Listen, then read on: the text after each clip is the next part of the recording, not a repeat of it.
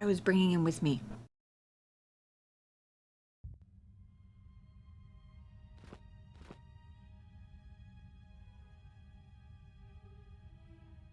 Lay down your weapons, and you shall not be harmed.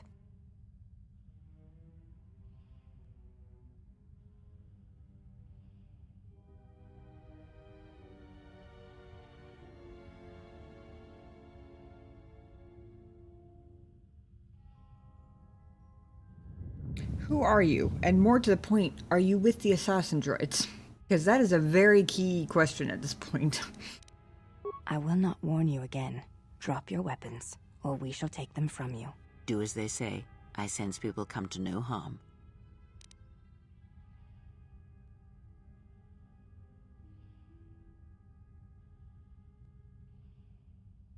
Well, did not come here to do battle. Why is it that everywhere we go, I end up in a cell? Not just you. Why did they lock us up? What is this place? It is a training ground for Jedi. What? This ice hole? Yes, it bears the semblance of an academy. But where are all the students? Curious. You've got to be joking. What is a Jedi Academy doing out here in the middle of nowhere? Hiding? It is a place hidden from the galaxy like the academy on Dantooine. But this place... Oh, Atris, you have been clever. Atris? It's none of your concern. Well, the sooner Might be we're my out here, the concern, though. better. 2 crazy Jedi are more than enough for me. No one told me we were going to be dumped in a nest of Jedi. And what is it about this place that causes you such fear? What do you mean? We're in the middle of a bunch of Jedi. You know how they are. No, I do not. Not in the way you seem to. What are you doing? Get out of my head! Stop struggling. Let me follow the current. Deeper to its source. Stop! Stop! Ah! Ah, with the fear is mingled guilt. It squirms in you like a worm. And the why? Ah, and there is its heart. You surprise me. I could not feel it before. Your feelings are a powerful shield indeed. Do not worry, Atten. If she is a Jedi, she will forgive. And if she is not, she will not care. You can't tell her. Please. I'm asking you. I don't want her to... Think less of you. I hardly think that's possible. Still, there is no shame in what you ask. We all wage war with the past, and it leaves its scars. I will not speak of yours, Atten, but there is a price for such things. What? What price? There are those who wage war and those who follow them. You are a crude thing, murderer, but you have your uses. You know how important this woman we travel with is. Even one such as you can feel it. You will serve her until I release you. And if I refuse? You will not. If you do, then my silence will be broken. And then, Atten, you will be broken. You fear the Jedi, and rightly so. If Atris learns of your choices, you will never leave this place. But whatever fear you hold of the Jedi, know that if you disobey me, that my punishment will make you beg for the death that has long hounded you. Wipe the fear from your mind. You will not find blind obedience a difficult master. You chose it once. You will learn to embrace it again. I don't know how you became such a manipulative witch, but why a vicious old scowl like yourself would even bother with me is a bigger mystery. No game of Djarik can be won without pawns, and this may prove to be a very long game. You are a slippery one. Your thoughts difficult for even one such as I to read. I suspect the self-loathing that squirms within you gives you a curious strength. Your spirit, as diseased as it is, refuses to allow you to give up, no matter what threats you face and whatever wreckage you leave behind you. I feel you have crossed our path for a reason. Perhaps even you, at the right moment, may be able to turn aside disaster. If so, your potential is not yet spent. Fine. I'll be your pawn. But I still think you've got the wrong man. Perhaps. But someone has to fly the ship, and the Force is a hard thing to predict. You have crossed our path for a reason. Our path brought us here for a reason. And now I know why. The past is here, and it must be met before the future can be set in motion. More Jedi speak. Care to explain? No, I've wasted enough time with you. Sleep, murderer, and be silent.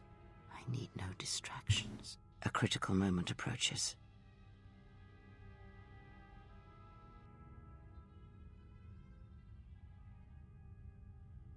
Their conversations fascinate.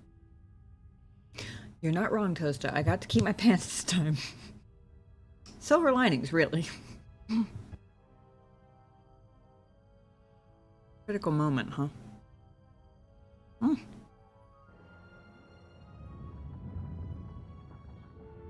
I did not expect to see you again after the day of your sentencing. I thought you had taken the exile's path, wandering the galaxy. Yet you have returned. Why?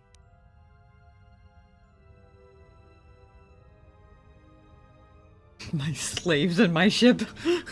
That's a great thing to tell a Jedi. They're definitely going to let me out of here if I call them my slaves.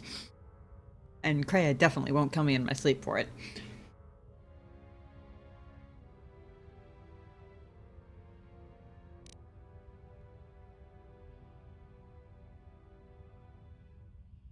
I'm here because a pretentious shooter stole my ship.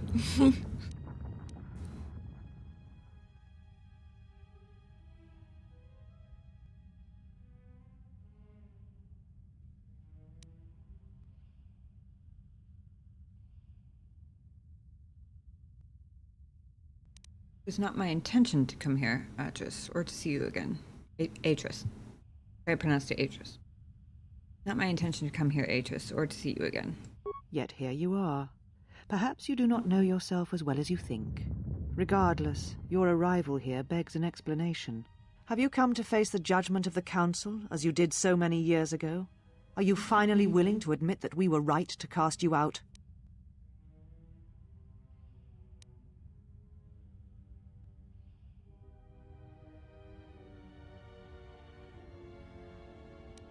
Ooh.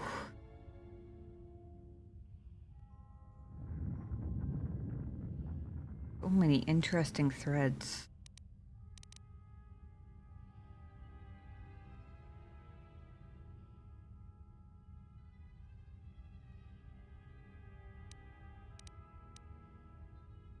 Could just ask. Although from the roleplay perspective, it feels a little silly to be like, tell me why the biggest event of my life happened again.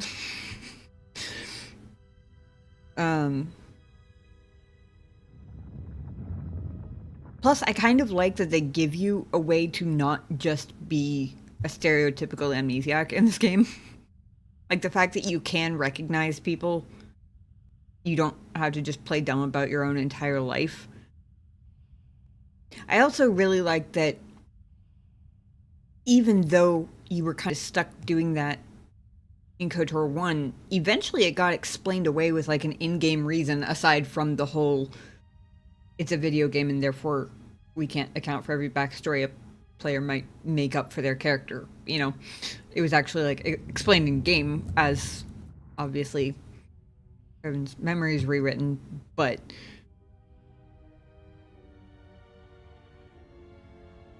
I like that they're giving me the opportunity to not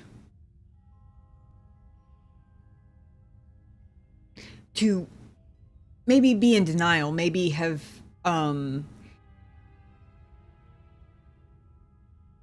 buried a bunch of stuff and tried to forget it, but they still give me enough to work with that I can play as though I know what my own past is, even though I don't. Number 2 can kind of be sarcasm, sardonic. Ooh. Okay. That's good to know. Thank you. That's actually really good to know.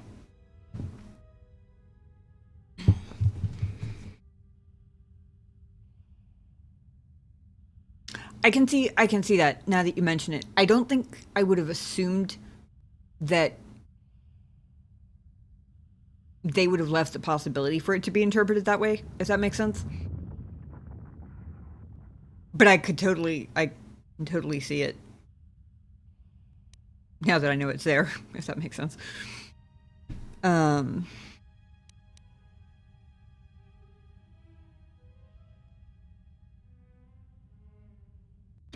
4 is intriguing from a I want to know what happened perspective, but also I don't see how a Jedi Civil War could have started without the Council's decisions kind of leading to it in one way or another, so it's also kind of not as... It doesn't tickle my curiosity quite as much. This one, though, this one's really interesting. Council exiled me out of fear, a Revan of me and of what we represented. That one's interesting.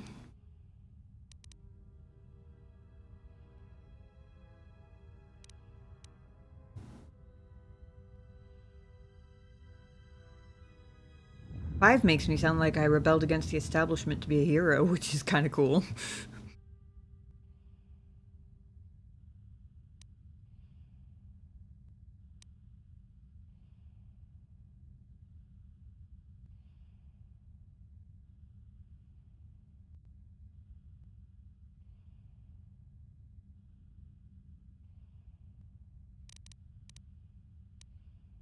Those who take action versus those who don't. The third one? Yeah, I can see that. Also makes sense from that perspective to categorize the two-player characters in a category of those who take action, because obviously that's the whole game. So yeah, that makes sense.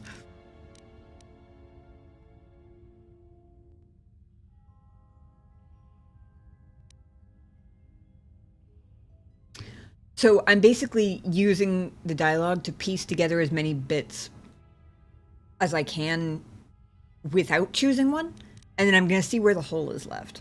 So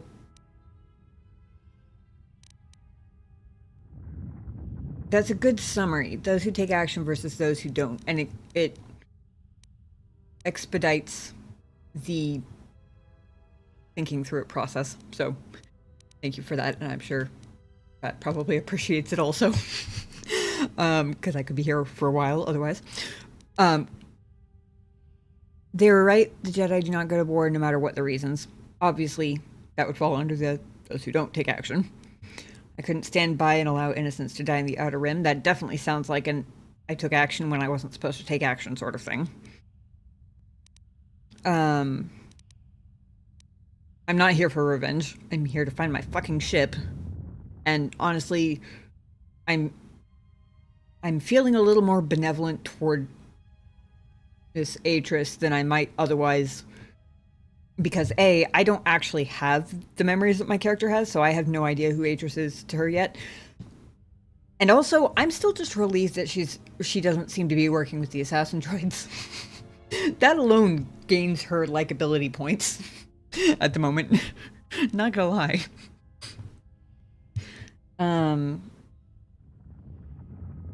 So I'm definitely ruling out 9. I'm definitely ruling out 8, because that sounds like it's going to get me nowhere in terms of interesting lore answers.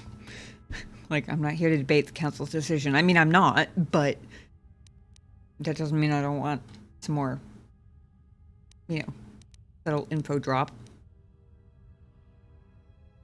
Given that I know that the Jedi Council was the ones who stripped me of the Force to begin with, I'm not... Well, I was going to say I'm not sure if I want them to know that I'm getting the Force back, because I don't know what they'll do with that information. But that being said, everybody keeps being able to talk about sensing me in the Force, so they probably know already. I'm leaning toward number 2. Because I'm starting to piece together bits and pieces, but I'm curious what their side of the story is, if that makes sense.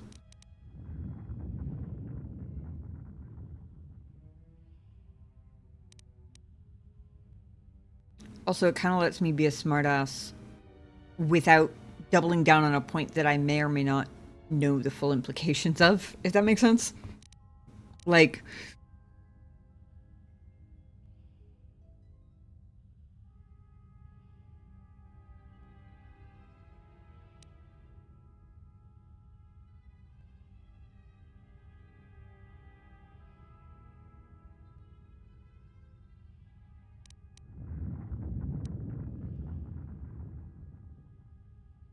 Um.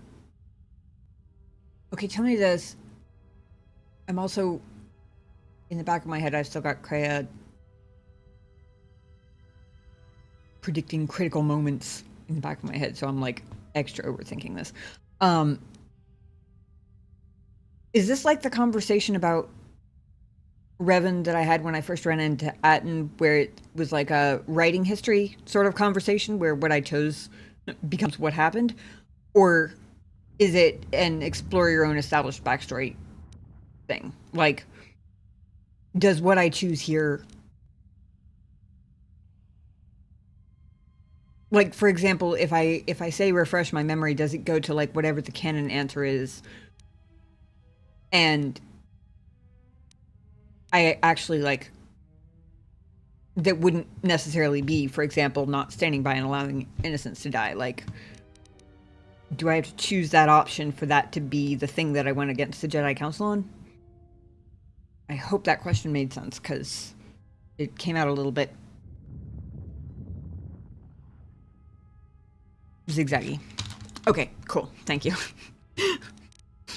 I feel like that was a very complicated way to ask what should have been a pretty simple question, but I appreciate it. Okay. In that case, refresh my memory. Why did the council cast me out? Why? Because you turned your back on us.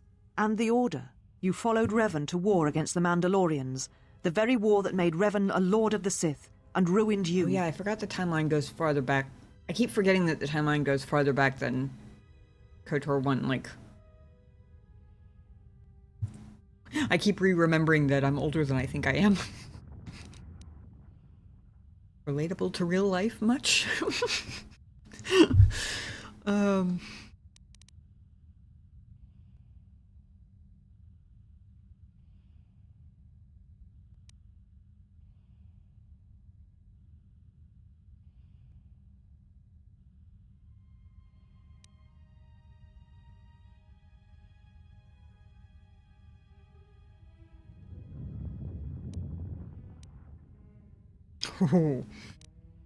I'd follow Revan over the Jedi any day. Oof.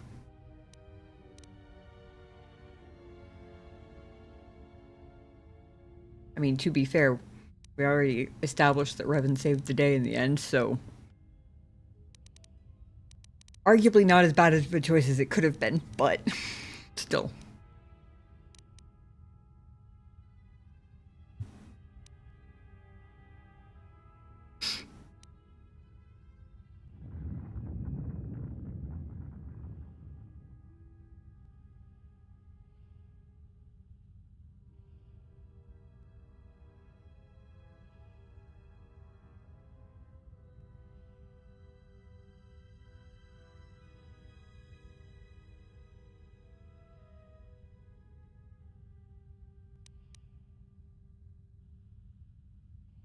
I kind of like the second option. I did so for the Republic's sake, not Revan's, because it suggests that Revan and Arden are kind of two of the same sort of person, if that makes sense. Action takers, like you said. Rather than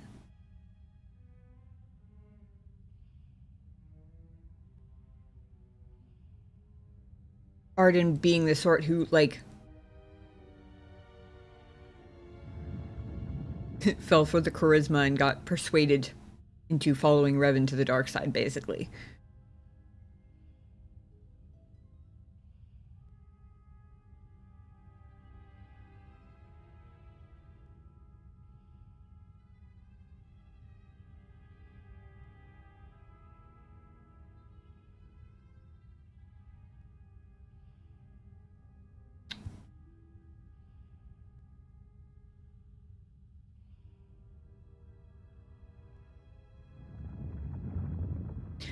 I was weighing the difference between option 3 and option 4. I think it's basically just the same message, but one is a little bit more aggressive. Like, one is just, I couldn't stand by and let innocents die. The other one is, yeah, well, you weren't fucking doing anything. and people were dying, so it's more of a blaming than a I couldn't not do something, if that makes sense.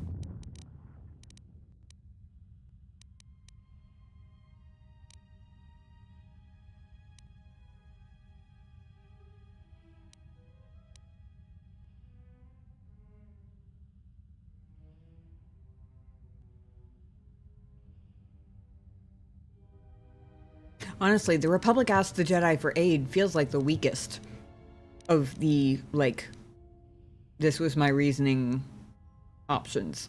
Just because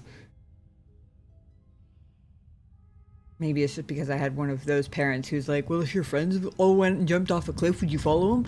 Like, what pops into my head is, are you going to help literally every single person who asks for help? And what if they're asking for help doing something bad? Like, just because they ask for help doesn't mean we ought to do it. I mean, and also then the logical exception finder part of my brain kicks in and starts thinking of all the times when someone asks for help when you probably shouldn't give it. Especially as a Jedi. And I'm like, okay, that doesn't seem like a very good argument, honestly. Kind of feels like the sort of argument like a middle schooler would make. But they asked for our help. And you said we couldn't help. So I went and helped because they asked for it. It's like, okay. Not very well thought out, I suppose. Even if it's not meant to be that simplistic, that's how it is in my head now. So now I can't pick it just because it feels that way in my head, if that makes sense. Whether or not it was meant to be that way. I'm really just debating between 2 and 3 at this point.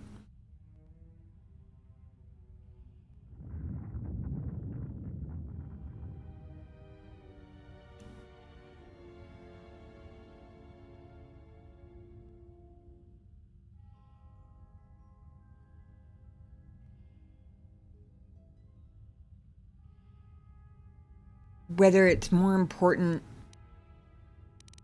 to drive home the point about standing by and letting innocents die, or whether it's more important to drive home the point of it wasn't Revan I was following.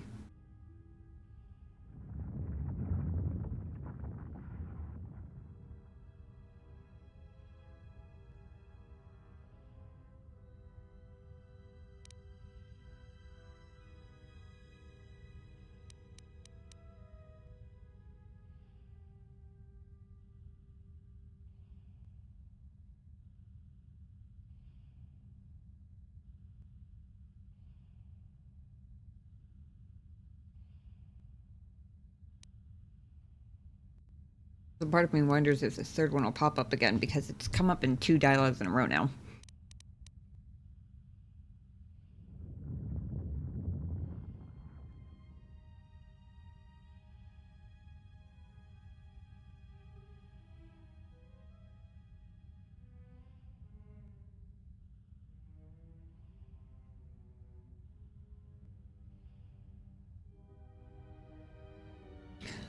I feel like for this specific line, it's more important to drive home the you followed Revan part as not being why I did it.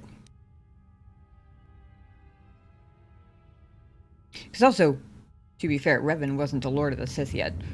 So, that can't really, certainly shouldn't really be held against me. It hadn't happened yet. But, that being said, we all know that people are not entirely rational beings, so it probably will be anyway.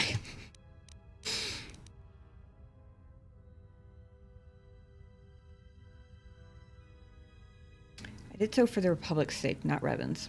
The Republic asked the Jedi Order for aid against the Mandalorians, that much is true. Yet that aid did not mean rushing into battle, giving in to aggression, your hate, your passions. You sought adventure, you hungered for battle, you could not wait to follow Revan to war. The Jedi Order asked only for time to examine the Mandalorian threat. They urged caution, patience, and you defied them. So when you returned, you were brought before us. You were a Jedi no longer, and so you were exiled.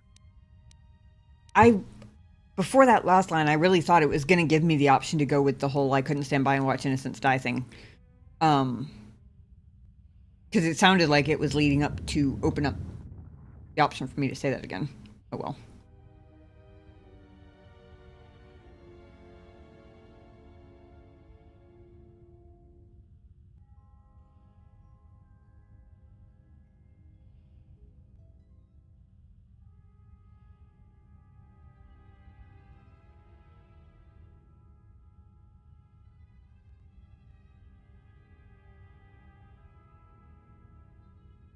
I feel like with everything that I've seen come up about Arden's past so far,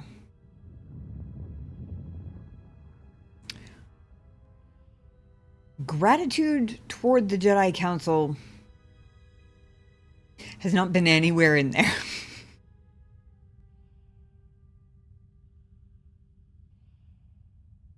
I feel like it's fluctuated anywhere from disgust and disdain to like a I can't even with them. I'm done with them sort of attitude, if that makes sense.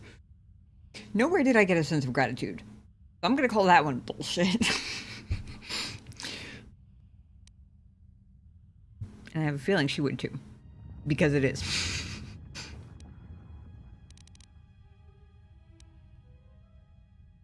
I also recall you wished me imprisoned, or worse. There was much about that day that was difficult to forget. Your words, your defiance, and when you stabbed your lightsaber into the center stone. I had kept it, so I would never forget.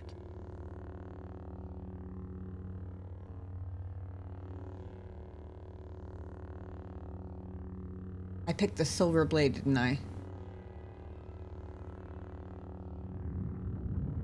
I remember how long I spent debating on that decision. Or not how long, but I remember that I spent a while because there were a couple of really cool sounding colors I wanted to see. I picked silver because I thought it would look really cool, and it was the only metallic color mentioned. I probably should have seen it coming that it's kind of just white.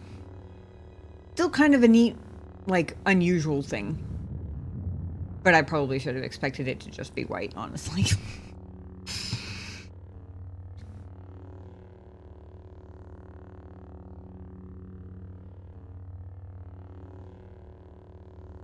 That's my lightsaber. Indeed. A lightsaber is the mark of a Jedi. When you turned your back on the Order, it was not yours anymore. I have always kept it, as a reminder of what can happen when your passions dictate your actions. I have kept it, so I would never forget your arrogance or your insult to the Order.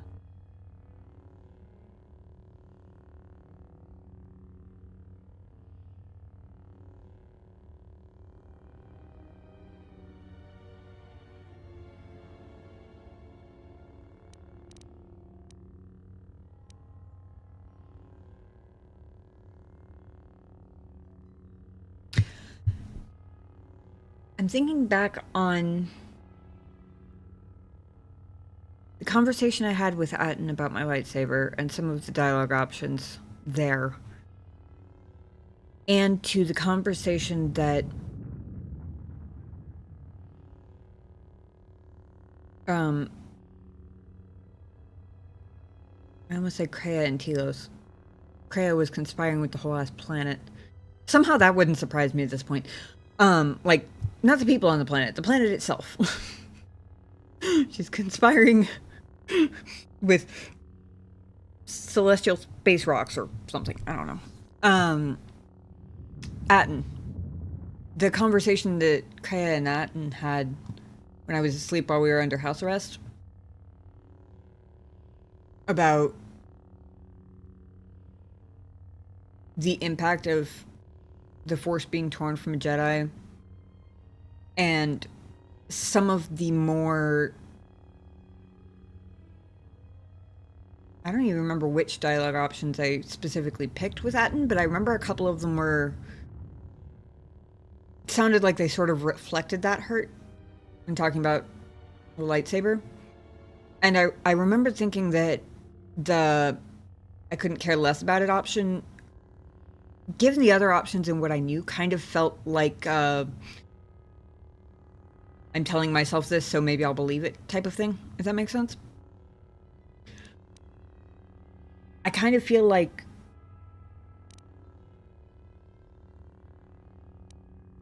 to someone who was a Jedi, their lightsaber is probably kind of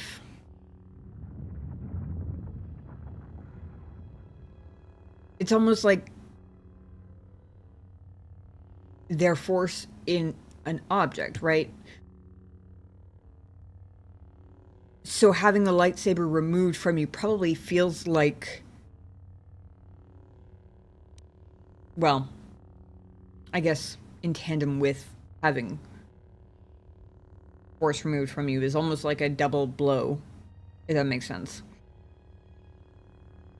I'm having a hard time figuring out like the right words for it, but I feel like it would hurt to see it again, you know?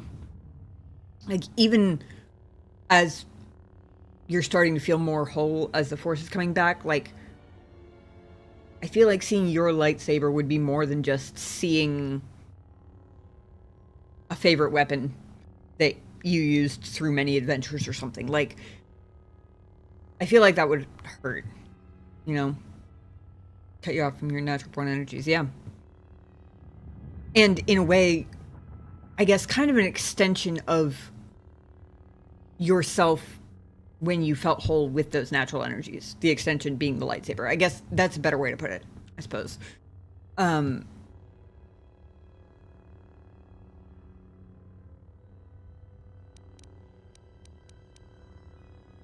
I don't like the begging options.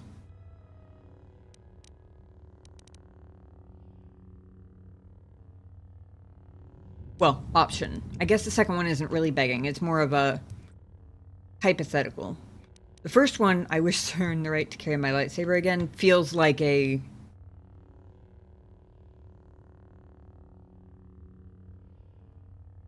bend to the knee and in fancy grandiose Jedi speak, basically beg. You know?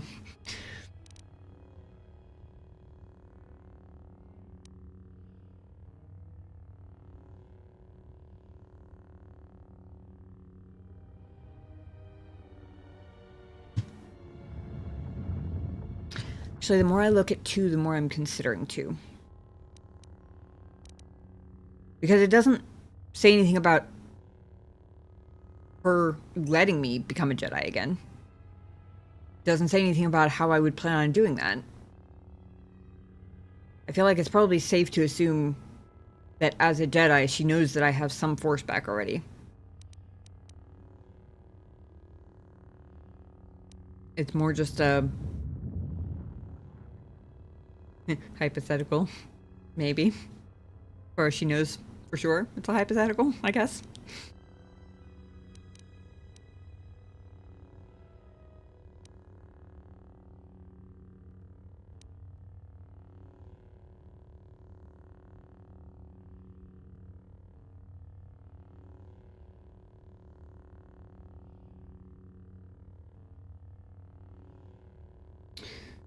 Three and 4 both have their own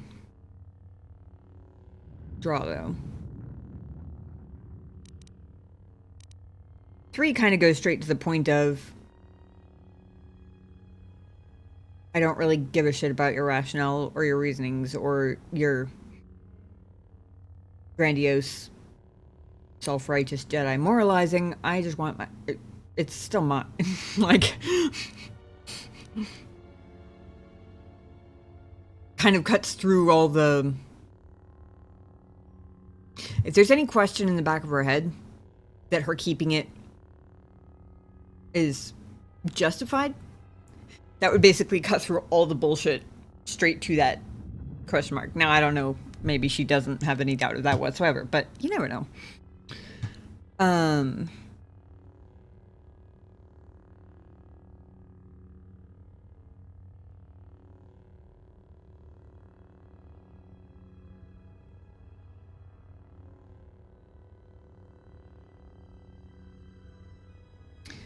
4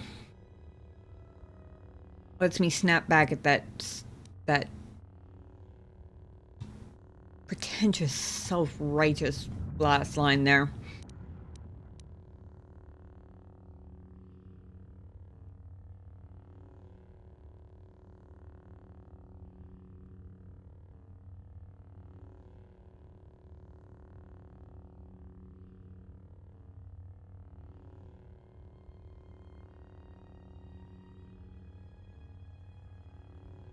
But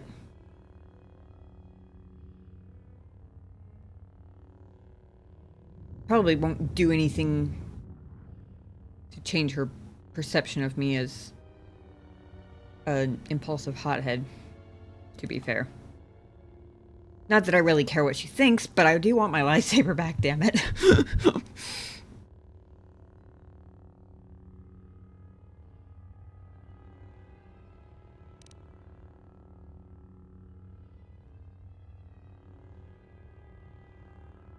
Whatever your reasons, I want it back. It is not yours. It is a symbol of something greater which you no longer represent. But I am not unsympathetic to your feelings. Yeah. Leaving the Order must have been difficult for you. Oh yeah, you sound Yet you so gave the Council sympathetic. no other choice. You gave me no other choice.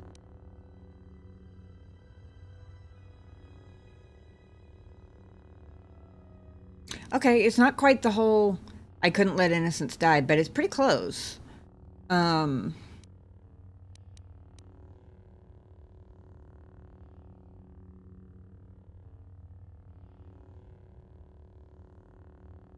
I went to war to protect others, not for battle. So your choice was to meet the aggression of the Mandalorians with more aggression. That is not the Jedi way. That's also not what I just said. Oh, there's literally an option that says, I told you, it wasn't aggression, I was defending others.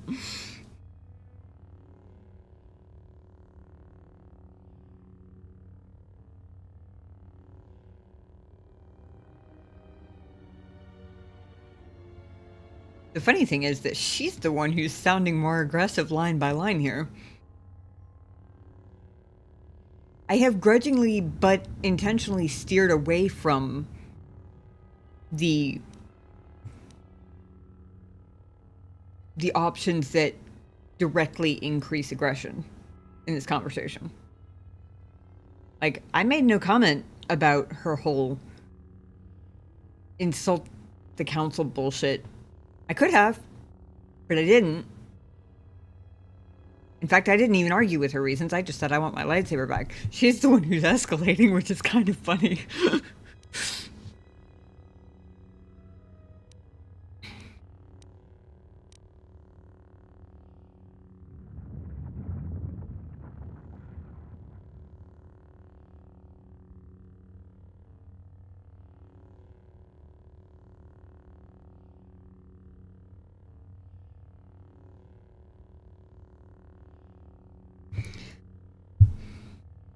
Now I'm torn, because I was just talking about hoping that I'd get that whole I couldn't stand by and let innocents be slaughtered option back. And in kind of two parts, they've given me basically the same gist, with the, is it the Jedi way to let people be massacred, except that the tone isn't quite the same. The I couldn't stand by was entirely focused on myself and my actions and my inability to ignore my own conscience, if that makes sense. Option 2 here, though, is definitely more aggro. Definitely more, I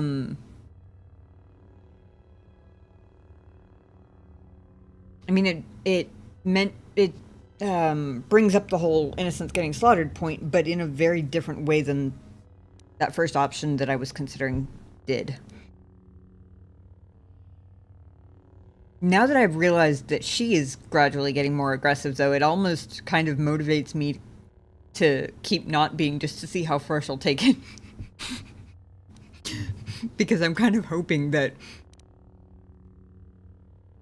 if I resist the urge to snap back, there might be something really satisfying at the end, like pointing out to her that she's the one getting aggressive thing.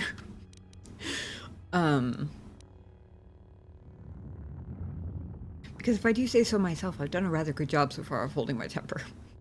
This woman is a bitch. But I have not said that yet. She's left me with a lot of openings to drive home some uncomfortable points about the Jedi and their choices. but I haven't picked them yet.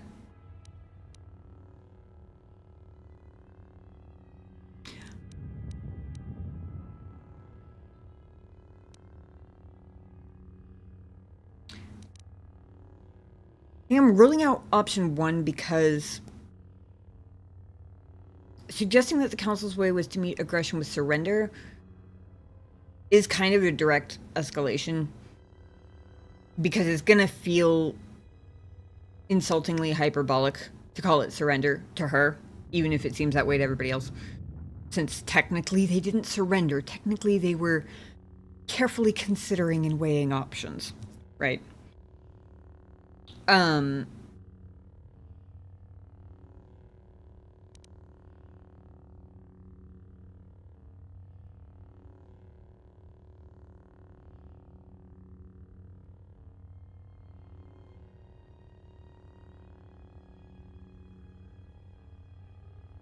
also ruling out number 4, I think, because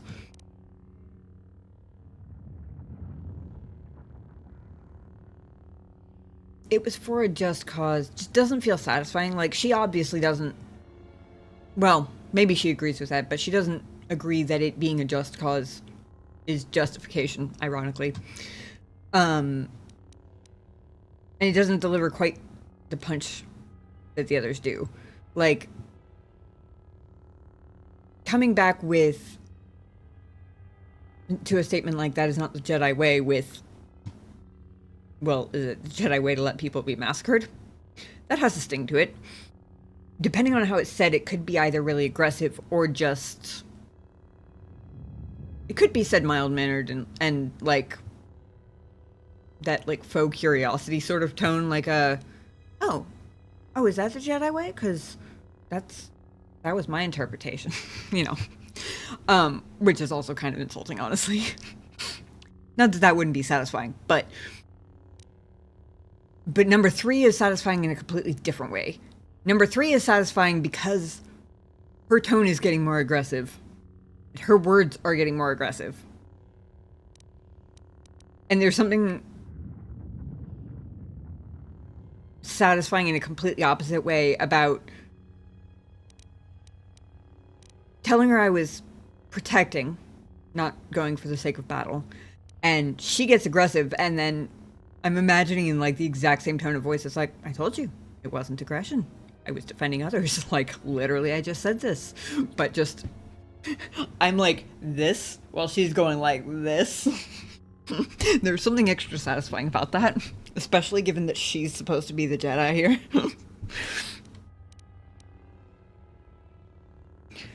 Number 5 is interesting. I initially assumed that it was going to be another pretty aggressive option because I saw the word butchering and I was like, oh yeah, that one's going to be pretty aggressive. But I will say, worlds that we had sworn to protect packs quite a punch in terms of driving the point home.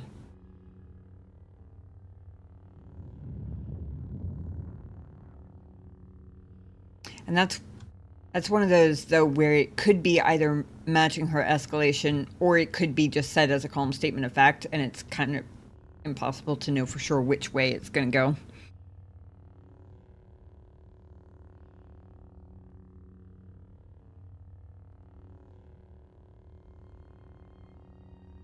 But if the Jedi swore to protect those worlds, it's almost an implication along the lines of number 2, except instead of directly saying, is it the Jedi way to let people be massacred, it's more of an implied, is it the Jedi way to go back on their oaths? Is it the Jedi way to promise to keep people safe and then not do that? Without actually getting so forwardly aggressive as to say that.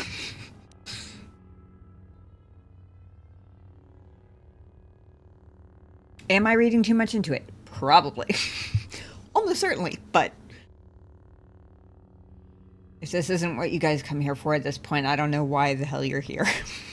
I appreciate you being here, but if this drives you crazy, I'm sorry.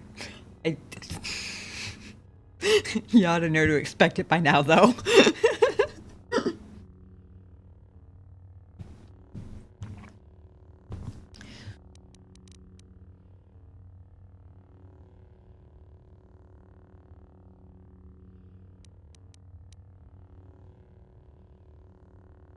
Overthink it all. Thank you, son.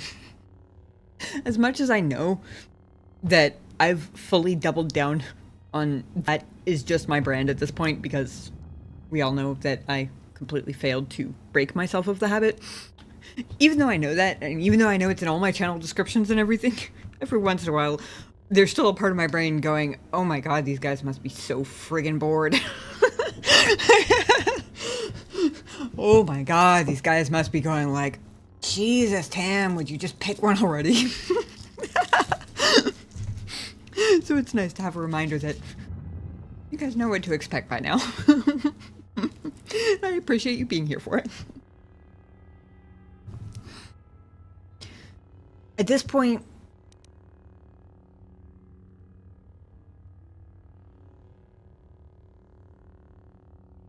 I do like the appeal of staying calm and even and not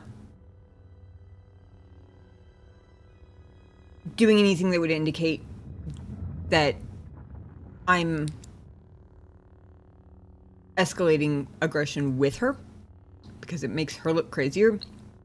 And if she happens to realize what's happening, it'll be all the more satisfying when she comes to the realization that she's over here grandstanding at me about the Jedi way, and she's the one getting super aggro over my fate as a Jedi, and I'm standing here being very Jedi-like, honestly.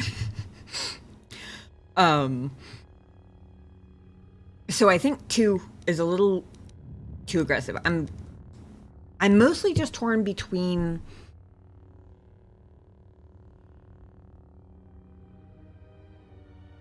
being absolutely certain that she's the only one who's escalating aggression with number 3 versus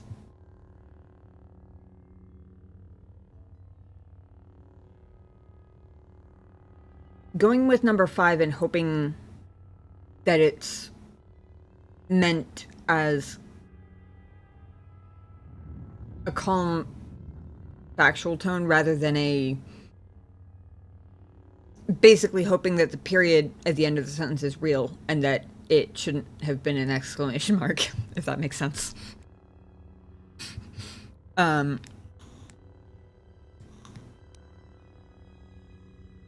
it could easily be a matching her energy sort of retort, like, Mandalorians were butchering innocent worlds we had sworn to protect.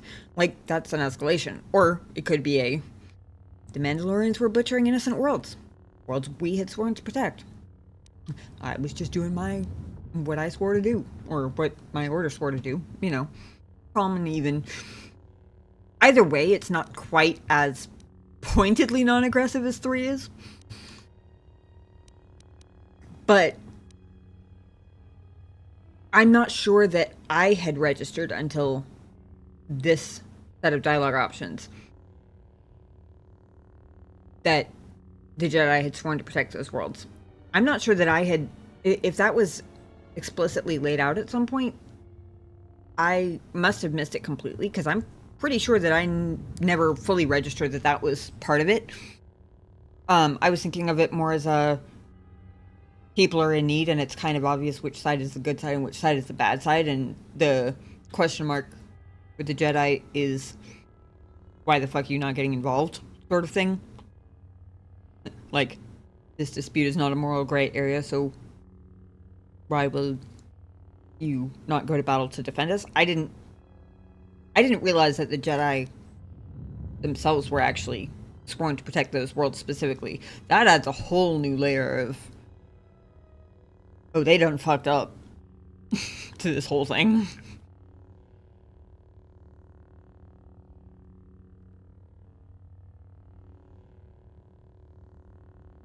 I think I'm just going to take that as a really interesting point for myself. And I think I'm going to go with number 3, because with all of the overthinking, it still appeals to me for the exact same reason it caught my attention when the options first popped up on the screen, which is that I literally just said the opposite. She is audibly getting more aggressive, and she ignored what I just said. Current topic at hand is me choosing aggression, and she ignored the last thing I said, so I should probably reiterate that point anyway. Plus, it's satisfying to... I told you, it was not aggression. I was defending others. Every choice we make, whether we know it or not, sends echoes through the Force. It can awaken feelings, ignite passions, hate, anger, fear, where none existed before. By meeting aggression, by serving as an opponent against which the Mandalorians could test themselves, you fed their hate, their lust for war, and it sent a terrible echo through you. And because of it, you and those Jedi who met them on the battlefield lost their way, and you turned on us.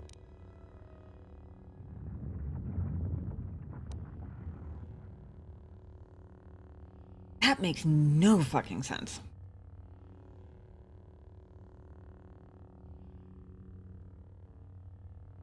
She's saying we somehow made the Mandalorians more warmongers than they already were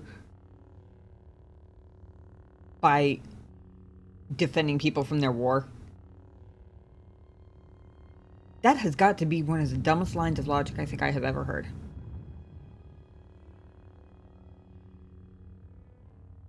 I mean, I could probably dream up a scenario where that might be an accurate statement, but it would not involve Jedi or Mandalorians. And it sure as hell wouldn't involve a situation where the Mandalorians were already invading planets that the Jedi were sworn to protect. Like, the fuck are you talking about? Not even... And that doesn't even begin to get into the implications of, like...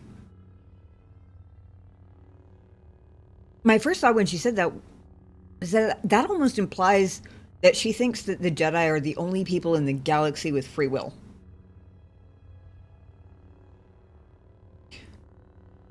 Because if we made the Mandalorians more warmongers than they already were, and therefore it's our fault, then where do their choices come into the picture? Right? Like it's an incredibly, like, arrogant, I guess, way of looking at it. Arrogant doesn't even quite feel right. But I don't... It's the first word that comes to mind to summarize her basically thinking that Jedi are the source of all influence in the galaxy and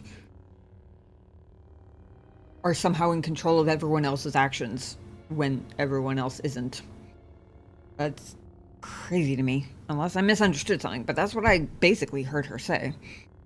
I did fight for honor and renown. When the Jedi entered the war, they saw it as a great opportunity to gain those things.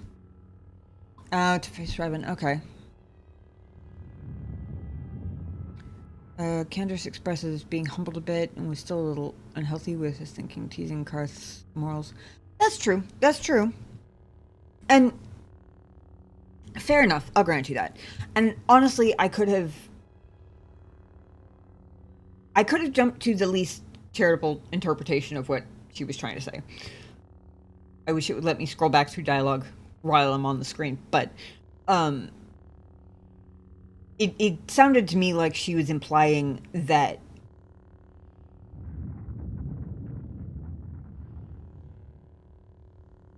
somehow, even though they were invading first, I assume, that even though they were invading first, we somehow caused the war by daring to defend the planets that the Jedi had apparently sworn to defend.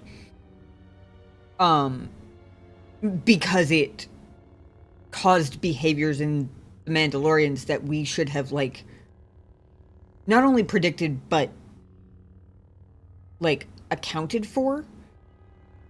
like, to some extent, you have to account for things that other people are going to do, right? But you have to do that knowing that they have the free will to make their own choices, and they may or may not do what you expect. And you can't control what they choose by changing what you do, right? That's literally what free will is. And it sounded to me like she was implying that we had control over that and we fucked it up because we, like, fed them battle or whatever. Whereas, based on what I'm hearing, it sounds an awful lot like, okay, well, if we hadn't engaged them in battle, they would have taken over the planet and wiped out all the people. Like, does not sound like they were inclined to stop anyway. So, I mean, maybe they got a little extra excited when we joined the battle, but they were already plowing through planets, so does it really make... And I'm saying it like I'm not genuinely asking, but I actually kind of am. Did it make a difference that Revan's Jedi joined the war against the Mandalorians? In terms of the Mandalorians' behavior? Or is it pure cope on her part that somehow made it worse? Like, did it actually change what would have happened anyway, or did it just make the Mandalorians a little more happy about the fact that they were doing what they were doing anyway? If that makes sense.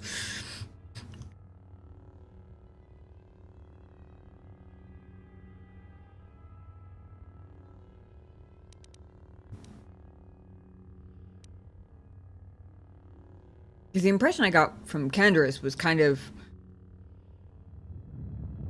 that they would have kept doing what they were doing anyway, and might have even escalated. Like, I wish I could remember specifically. I feel like I remember him saying something about them looking for a worthy opponent, or like searching for a worthy battle or something like that. If I'm not completely making that up in my head, if he actually did say something along those lines, I could honestly see the Mandalorians escalating until somebody worthy of a battle decided to step forward and stop them. If I'm not misremembering major chunks of those facts anyway.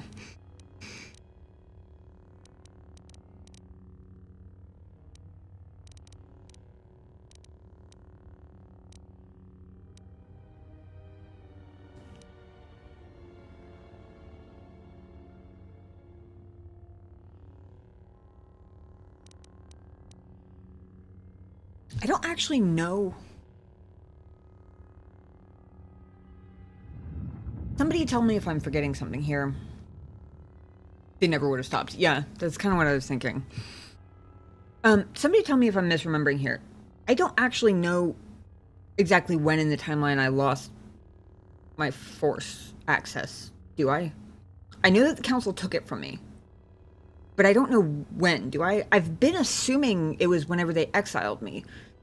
But she's talking about it like... She keeps saying you return to us no longer a Jedi. I don't know whether that means, like, idealistically, like, you weren't behaving like a Jedi anymore, or whether she means that, like, you came back to us without the Force. Not yet. Okay.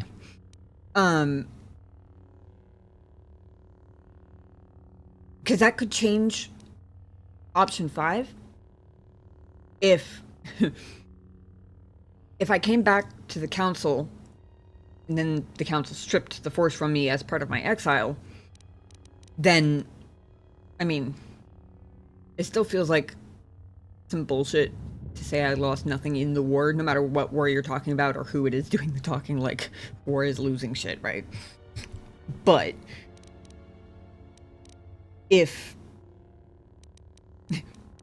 but knowing that the Council stripped me of the Force, if they did that after the war, then that could almost be like a pointed... The emphasis could be shifted to where it's like, I lost nothing in the war. Like, implied I lost everything after that, thanks. You know? But if I don't know the timeline, then I can't assume that, because for all I know, I lost all of my Force in the war. In fact, the way she's talking about it kind of sounds like I did. Whether I knew, like, who was doing it or not, which I guess I didn't, since I recently learned that part and seemed surprised about it.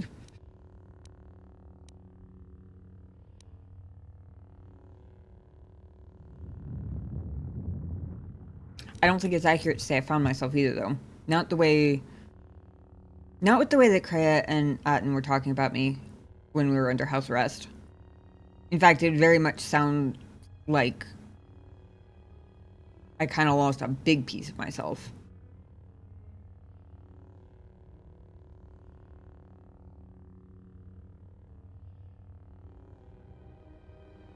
Although, it sounds like I lost it more to the Jedi Council than I did to the actual battlefield. Though, to be fair, the way Kreia talks about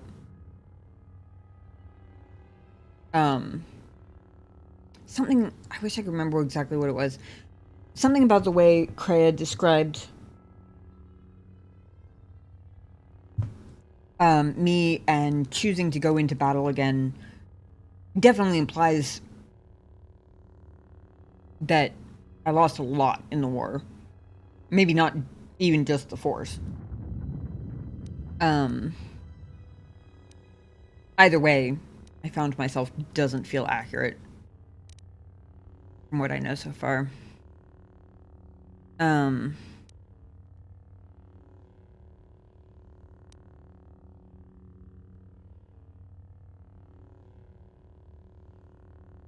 I would make the same choice again, accomplishes nothing. All it does is tell her I'm still exactly who you think I am without making a point to contradict who she thinks I am. Does that make sense? I'm really just torn between 4 and 1.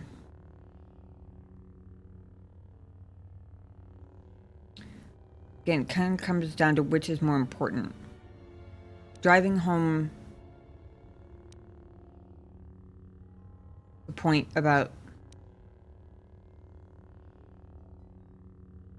the moral, like, consciousness weight.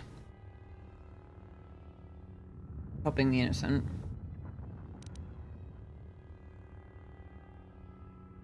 Also, making it sound like a temptation is interesting. I'm not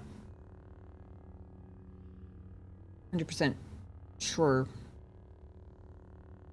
how to even go about overthinking that one. That's an interesting choice of words.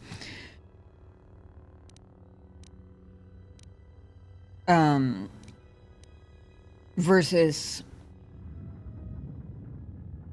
once again driving home the point of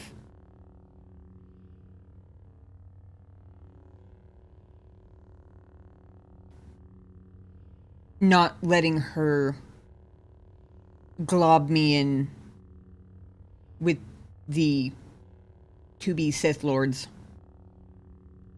without protest, if that makes sense.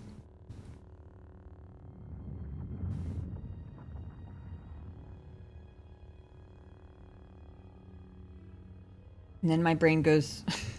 I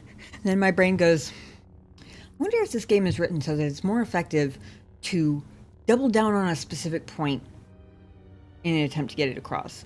Or to spread out my dialogue options across the different points that I could be making to try and cover all the bases. Sort of like on a personality quiz, like one of the really bad ones, where you can kind of tell exactly which direction each like option is going in. Like you can tell that A is leading toward this result and B is leading toward this result and C is leading toward this result, etc. It's kind of like that. It's like, okay, well, if you definitely want result A, then you choose A as often as A is an option, right? If you want to, like, if there are multiple answers that apply to you for each question, then you rotate through them so that the results tell you which one ended up being very slightly higher than the others. Does that make sense? Am I the only one who takes personality tests like this? I feel like I'm using an analogy that maybe nobody gets.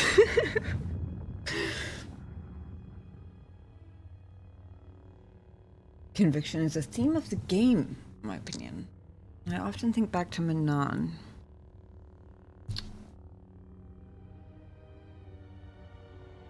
Interesting.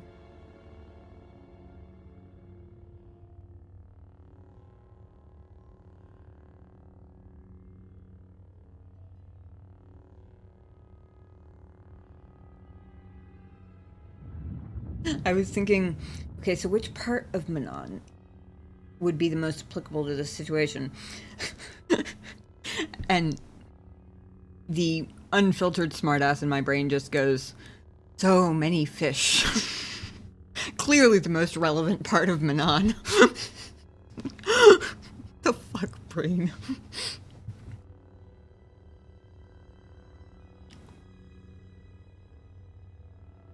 An interesting point about conviction, though.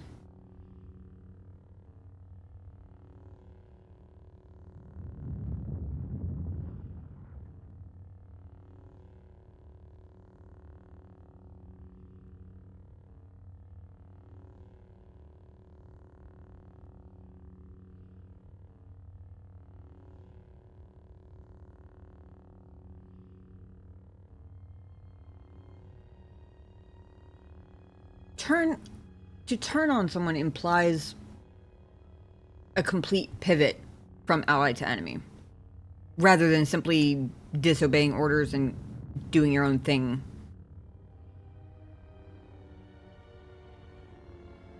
Because as far as I know, with a heavy asterisk that obviously there's a lot of the story I don't know yet, but as far as I know, nothing I did directly harmed the Jedi in any way, other than maybe their image.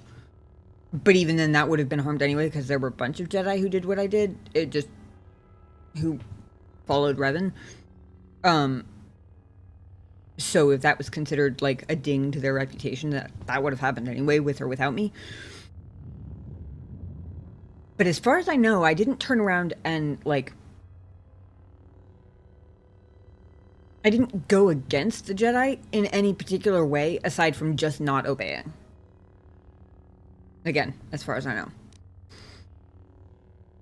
Which would make, I mean, that's accurate, would make the whole correction that I didn't turn on them true. And would kind of point out the difference. Like, I rejected your orders and chose my conscience instead. But I guess if I'm remembering the very beginning of the game correctly, I didn't even know there was a Jedi Civil War, did I? I was like under a rock for a decade or something. I don't know how long it's been, but a while anyway.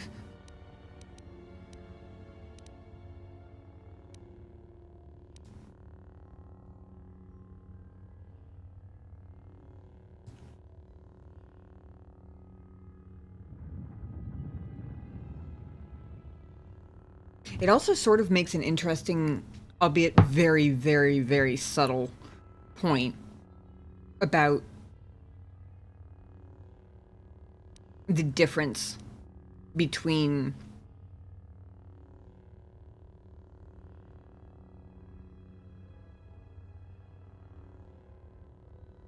disagreement versus full-on turning on someone. Right, it kind of calls out what seems to be a little bit of a, if you're not with us, aka following the council's orders to a T, regardless of what your conscience dictates, if you're not quote-unquote with us, then you're against us, which is not necessarily the case, and also seems a little black and white even for the Jedi. I mean, I know that they can have some questionable perspectives sometimes, but that doesn't seem like one that they would intentionally support, if that makes sense. seems like more the kind of thing they would slip into without meaning to have that perspective.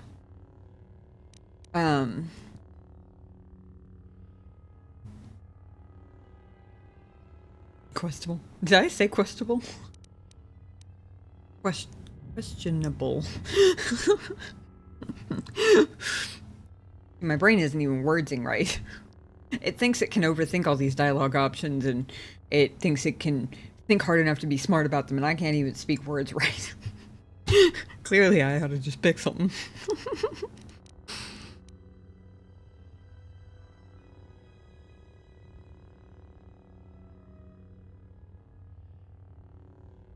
I think the key to deciding between 1 and 4 is going to be in what exactly she actually said.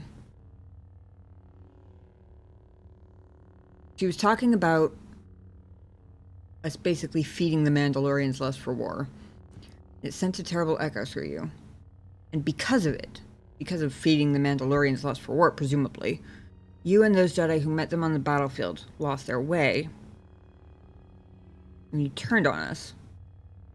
Because, again, presumably, because you fed the Mandalorians lust for war.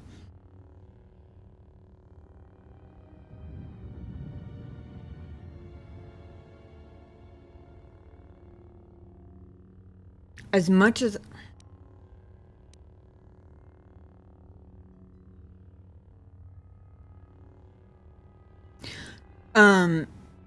Is this before Revan goes for the dark side? Yes. So, and Son, feel free to correct me if I get timeline wrong here, but my understanding is that Revan and Arden, my current character, were Jedi together. The Mandalorians attacked the Outer Rim. Apparently, I just learned a couple minutes ago, the Jedi were apparently sworn to protect those planets. Mandalorians attack them. The Council goes, well, we have to carefully assess and cautiously consider and wisely weigh our options. And I didn't mean for that many of those things to be alliterations. That just kind of happened. But while they're pondering and humming and hawing and being cautious and weighing options and all this stuff, people on planets that they swore to protect are dying. And some of the Jedi were like, dude, what the fuck? We're supposed to be protecting them. You guys are full of shit while millions of people are dying. So, fine, you know what? Fuck you, we're gonna go protect them. So, led by Revan and Malik, they went to go do that. And Arden was in that group. And this is where it gets a little bit fuzzier. So far, I'm good. Son says so. Son would know. Son is my lore expert. Whoops. Hold on. Oh. My bad. Thank you, Son, for fixing that. Yeah, I have the word followers auto-mod blocked because of all the follower bots that were coming in for a while. Since I can probably take it off now, honestly. I haven't had that actually catch a bot in quite a while. They started using other phrases instead, but Mando's started going, the inner worlds, and Revan took his friends and followers and they went to beat Mando's ass. Yeah, something like that. This is the part where I get a little bit fuzzier. But basically, they fought the Mandalorians, they won, and somewhere in there, or maybe right afterwards, Revan and Malik went for the Starforge and got corrupted, turned to the dark side, took a whole bunch of Jedi with them, but not Arden. Which is kind of a key point here. Arden went and hid under a rock for however many years it's been since then, apparently, because apparently she didn't even know there was a Jedi Civil War. Like, she just showed up out of the depths of rim space at some point and was like, yo, what's up? And everybody was like, oh my god, it's the Last Jedi. And she's like, what the fuck are you people talking about? Basically, was how that happened. It's my impression anyway.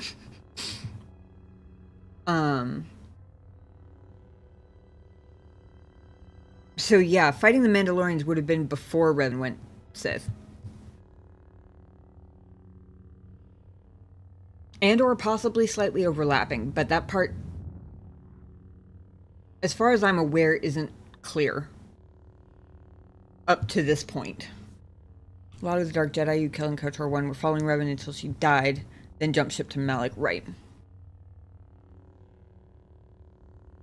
And then she came back and killed a whole bunch of them anyway. Whoops. I mean, it's not my fault nobody believed I was Revan. Maybe if they'd believed me, I could have brought them back to the light side again, but everybody laughed at me, so I had to kill them. You know? Revan is probably the most roller coaster character I have ever seen or heard of.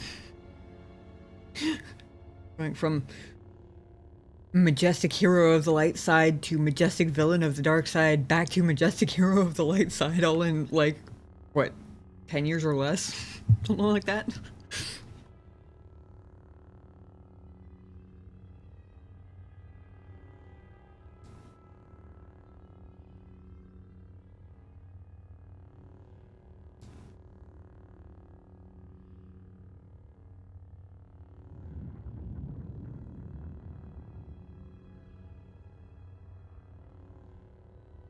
No, you beat the Red Mando?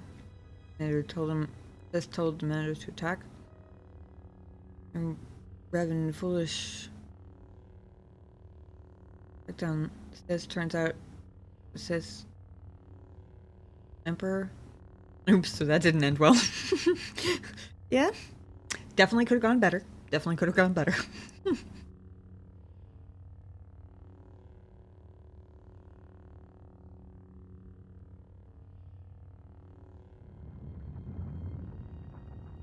Oh, is it? Went right over my head. But thank you for the catch, son. The son is my guardian of non-spoilers. Because he knows all of the things about these games.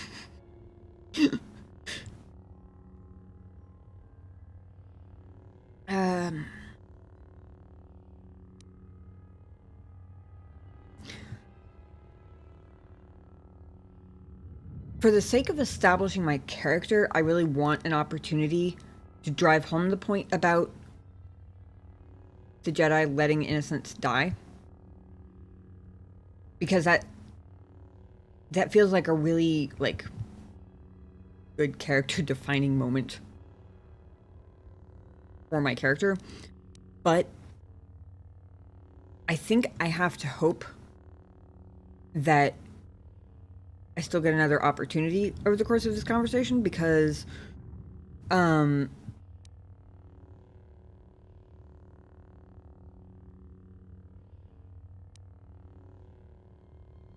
she's talking about Revan and Malak and kind of lumping in everybody who followed them together and saying, you fed the Mandalorians lust for war and then you turned on us, all of you. Changing the subject back to innocents dying, or somewhat back to innocents dying, back to the whole I was protecting thing, feels like I'm letting the and you turned on us stand as, like, a fact that I'm not disputing, if that makes sense. That might be very debate-brained of me, but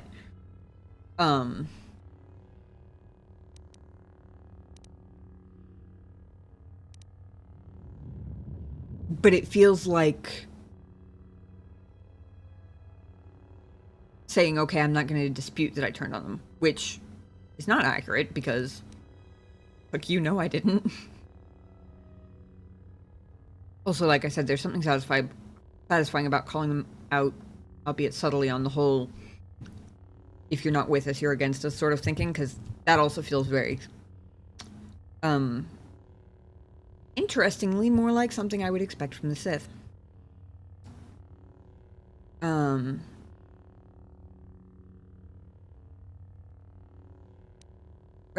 and Malik turned on you, not I. Without you and the other fallen Jedi to support them, to feed their lust for war, Revan and Malik's crusade would have been over before it began. So Revan and Malik fed the Mandalorians' quest for war, or lust for war, which we all know would not have, like, petered out on its own anyway. So that did nothing but, you know, actually defend people. God, the horror. So their actions fed the Mandalorians' lust for war, but me and all the other fallen Jedi fed their lust for war.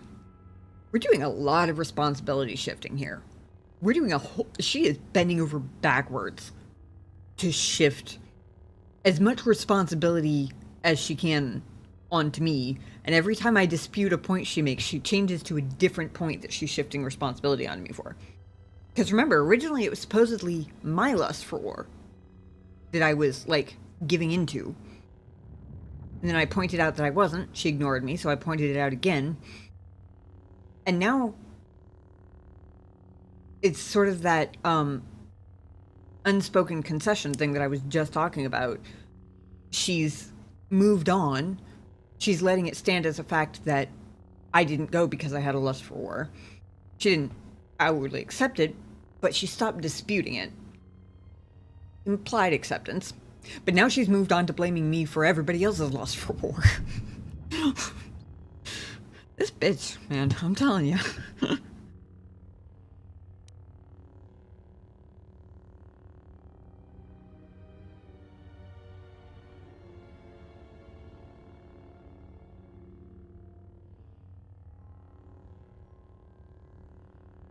Man, there's just got a real fight. And then is there someone worthy to fight? Yeah, exactly.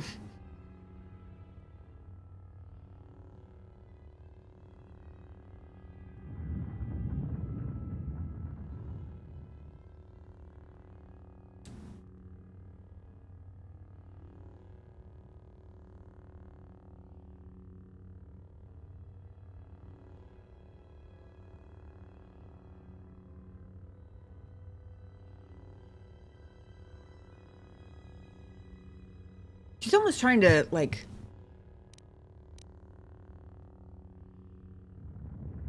couch it, too, in the whole without you and the other fallen Jedi. Like, she's acknowledging that I'm not single-handedly responsible for literally everything that Revan did, even. But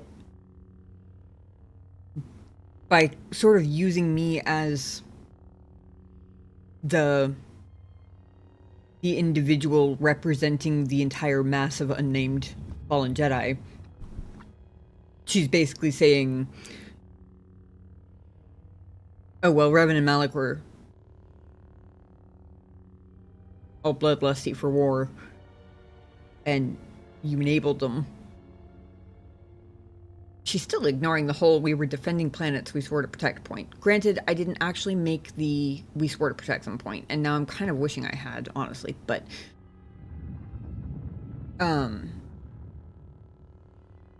she's still ignoring the... Yeah, she really is. She's almost trying to gaslight me, and she's... I've already forgotten what it was I said just a minute ago. Might be a little too debate-brained of me, but she's almost approaching this from a very, like, strategic sort of debate tactic type standpoint, where every time she can't get a point past me, she shifts her entire narrative one notch and tries that. And then when that doesn't work, she shifts it one more notch this way, tries it that way. And it's like, dude, I can only choose one dialogue option per screen here. Is that a valid debate retort? I can only choose one dialogue option.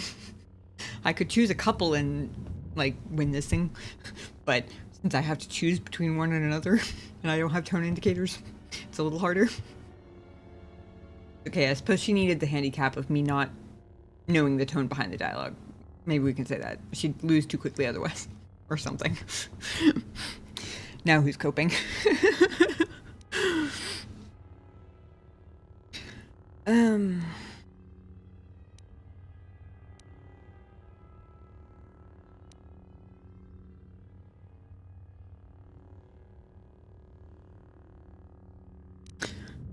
the further we get into this conversation, the less inclined I am to go with the I'm not here to debate the council's decision thing. It's been here for every single one, and I'm starting to wonder if we're going to get to a point in the conversation where that's going to be my only option. I hope not, but the further we get into the conversation, the less I feel inclined to pick it, because while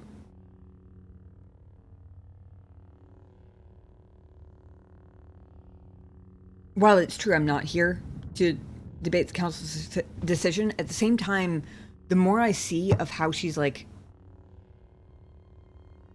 trying to kind of manipulate this conversation, the more that fourth option starts to feel like a fine, I'm implicitly conceding to everything you're saying, I give up sort of thing. Right? Like when you're a teenager and you lose an argument and you're like, well, I don't want to argue about it because you don't want to admit that you just lost. You know what I mean? I say teenager. There are definitely adults that do that too, but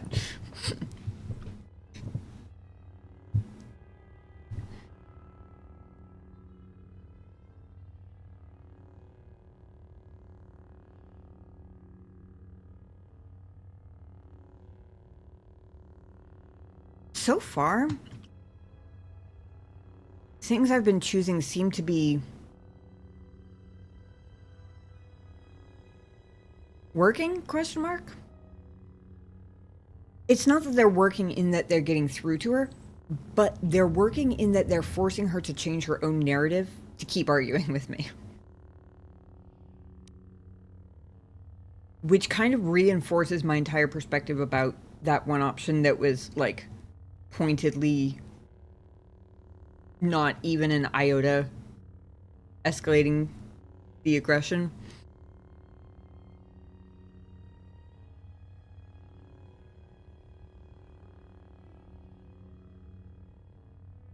And I feel like number 2 here would be kind of backtracking on some of this, like, forcing her to shift her whole narrative to even keep arguing with me.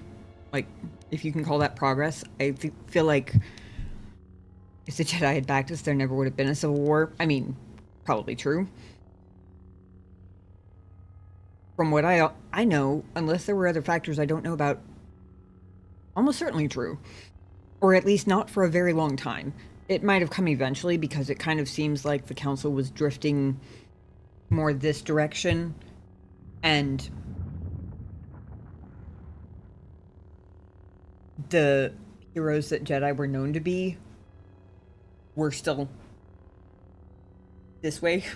Like, the people who had that, like, hero, help people, good guy kind of instinct were facing this way, and the Jedi Council was kind of drifting off in this direction a little bit, so it wouldn't have surprised me if it had happened eventually, but it probably would have been a lot longer. Still, that one is definitely a starting to match progression. And so far, I feel like I'm winning as much as one can win this conversation. Or at least with the options I've chosen. I mean, for all I know, if I had gone with the whole innocents were dying thing and doubled down on that from the very beginning, maybe she wouldn't even still be arguing with me. Who knows? But for the options I've chosen, I feel like I'm doing okay so far. So I definitely don't want to backtrack on that. God damn it. I wish I could make that thing not pop up. Every time I scroll my mouse too far down, stupid quick search pops up.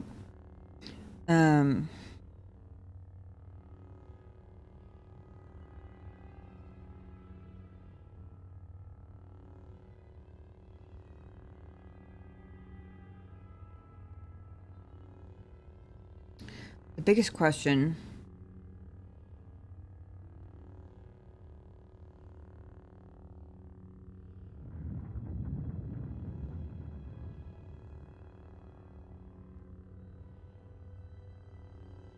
I'm almost imagining this as, like... I'm imagining this as kind of a fencing match now. Where...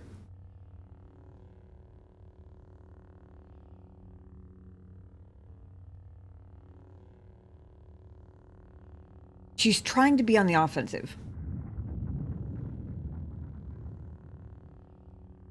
But every time she tries to strike, I manage to get her to move a little bit sideways. So I'm sort of like...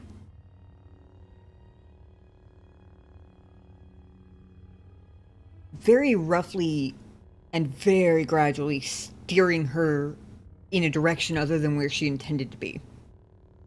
She doesn't seem to realize it yet. So the question is, which direction do I want her to go next? That sounds incredibly, like, puppet mastery. Not what I meant, but, like...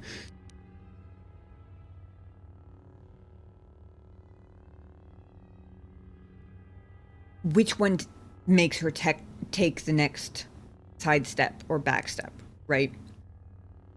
Does it throw her off more to come back with, then you know nothing of what drove me, or Revan? Which is obviously true. That could not be more obvious from the course of this conversation. In fact, she's tried a whole slew of different things that might have motivated me, and none of them have been right. I've been letting her try a bunch of different things. Partially because I haven't gotten the opportunity to call her out on it yet, but... is that more likely to make her take a back step, or another side step? Or... is abandoning fellow Jedi fighting a just war is not my way?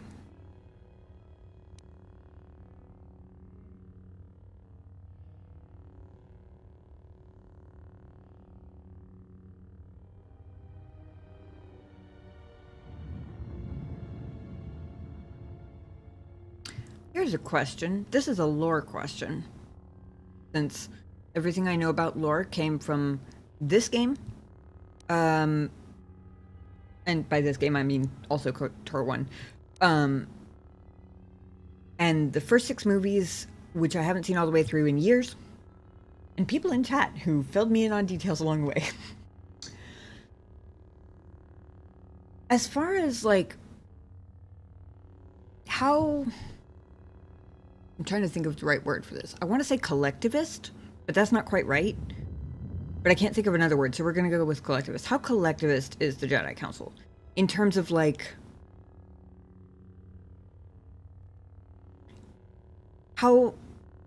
as a group, as an organization, how much, if any, do they focus on trusting each other, having each other's backs, working together as a unit, those sorts of values, versus individualist? I was trying to think of an example that I could compare to, like, Kenobi and I were just watching Attack on Titan. If you've seen it, I was thinking of, oh god, I've already forgotten his name. The super elite scout unit that was, like, super good at working together. I've only seen the first season. No spoilers, please. I don't know if I'll get around to watching the second season, but it was pretty good. I came in, like, a third of the way in, and he was watching it. I got hooked. Anyway, that's beside the point. On a scale of, like, focusing on trusting each other, working together as a unit, having each other's backs type of mindset, versus a every man's an island taking orders, and sometimes the islands work together when more than one is needed, sort of thing. Like a very one-off, like individual sort of mode of operating and mode of like doing things. I'm really hoping some parts of this question are making sense, because I'm not doing a very good job. I'm wondering because knowing that, because I don't think I've ever really gotten a sense of that, because all the lore I've interacted with, like the Jedi Academy on Dantooine in KOTOR 1 is probably the closest I've seen to, like, well, and I guess the original prequel movies, but it's been so long since I've seen them that I don't know if I would have detailed enough memories to draw from that. Anyway, to seeing, like, the Jedi Order functioning as intended, relatively speaking, where they're not already destroyed, or already scattered to the wind, or already on the brink of crisis, or, you know, something else that would change how they usually operate, if that makes sense. So I don't really have a reference point for how impactful the point about abandoning fellow Jedi would actually be to a Jedi, if that makes sense. That was a very long roundabout way of trying to explain the question, but are meant to work together and share the same values. There are mavericks that break out, like Jolie, for example, disagree with the Archy of the Republic, Jedi's Alliance. Tism is usually criticized as bogging them down. Fractures the Jedi consistently through different time periods. Interesting. Jedi that leave are often regarded as fallen, implies they're going to the dark side. It's an unfair blanket, which was kind of the point I was trying to make with the whole Revan and Malak turned on you, but I didn't. Don't lump us together, please and thanks. That was exactly the sort of, like, if you're not with us, you're against us sort of mindset I was trying to call out.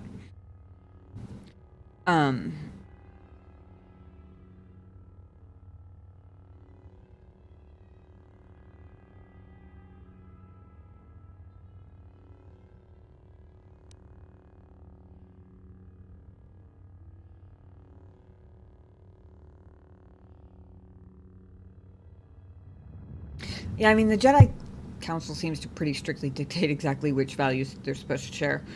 And it makes sense that, like,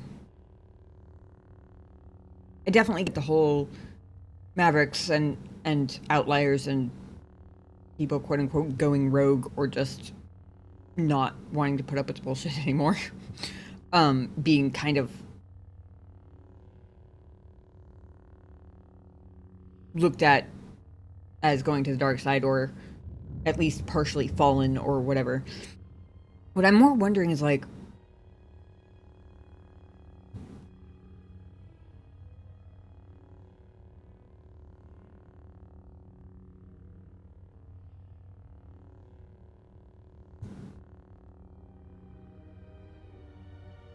okay, I'm going to preface this with the caveat that I really don't know much about real life military. Most of what I know comes from, like, movies and shit. With that preface out of the way, inaccurate or not, think about, like, in a movie that has, like, a lot of military training, like people going through basic together, and, like, the sort of movie where they're, like, they start off all kind of hating each other, and by the end of the movie they're, like, a super badass team, like, functioning as a single unit, that kind of thing. Or even a sports team movie. I feel like there are a couple of those that are kind of similar, where they start off with, like, little cliques and kind of hating each other, and by the end they're, like, super good at working together, that kind of thing. What I'm wondering is, in those kind of situations, whatever would be seen as abandoning the team would be, like, cardinal sin. Like, arguably even worse than disobeying orders would be abandoning the team, right?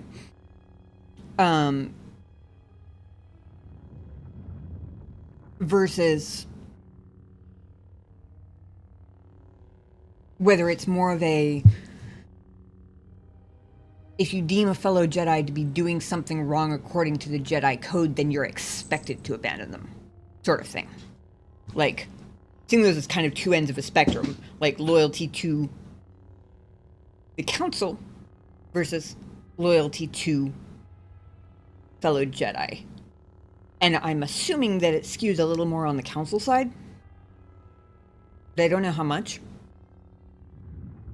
If it's even in the middle, but especially if it skews more toward the loyalty to your team, unless the Council decides that your team has fallen, because I'm assuming that would always be a caveat, right? If it skews more toward loyalty to team, then making a point about abandoning fellow Jedi fighting a just war could hit really hard with relatively mild, non-aggressive words, right?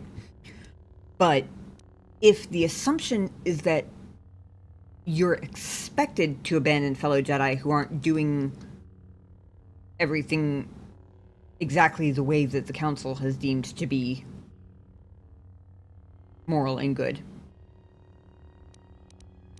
then she would not only contest my definition of a just war, which she might anyway, but it would make the point completely fall flat. Because I'm basically just saying, yeah, what you expect me to do isn't my way. Which is true, obviously. But it's not gonna hit home, if that makes sense. I really hope I'm making more sense than my brain thinks I'm making, because every time I get the end of trying to explain something, I'm like, oh my god, that was so many words. I really hope some of them came out as, like, coherent English. The fuck? I haven't slept until 8 o'clock today. Oh yeah, work schedule changed. I don't have to be at work until 10 on Mondays now. So I'm arguably slightly less sleep deprived. Slightly. Not that you could tell by the babble just spewing out of my mouth tonight, but, you know, whatever. I do be like that sometimes. Given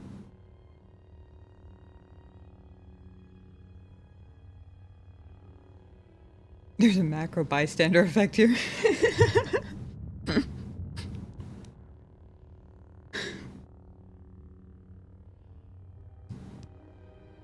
I'm not even sure whether you're referring to my babbling or like the Jedi Council's perspective on abandoning other Jedi. I honestly could be either. Maybe I'm accidentally passing the random brain babble on to all of you.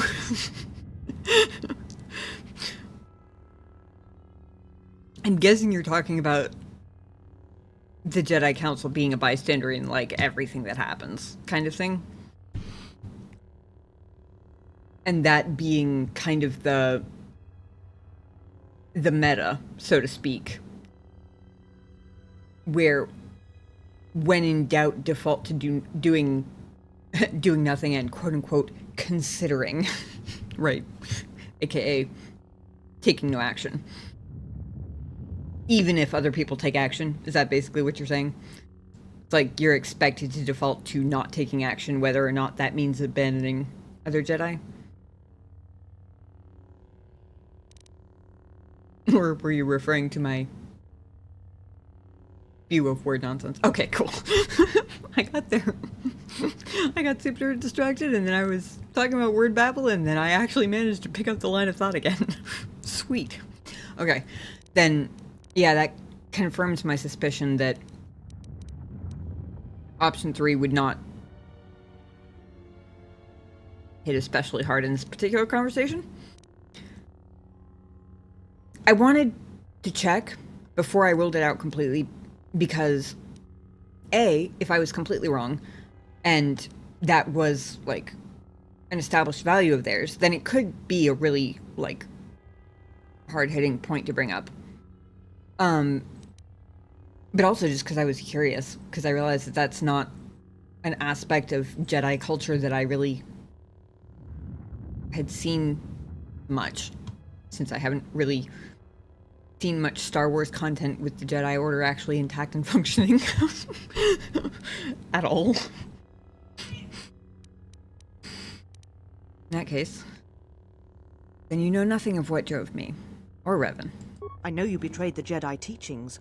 All that you had been taught, you threw at your feet, crushed them beneath your heel. The Jedi teachings require we examine our actions. Acting without reflection is not our way.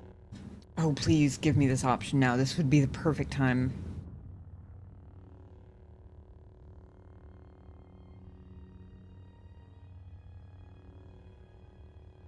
She keeps talking like it's impulsive. But I don't know the timeline here. For all I know, I could have had the time to put some serious thought into it, honestly. I have no idea. I also might not have, who knows, but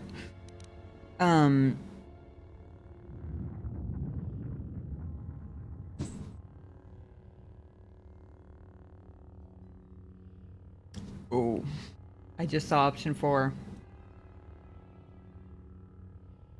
That's a really interesting one. Hesitation and passivity are also strong emotions, ones we should guard against. This is true. I'm not sure I would have thought to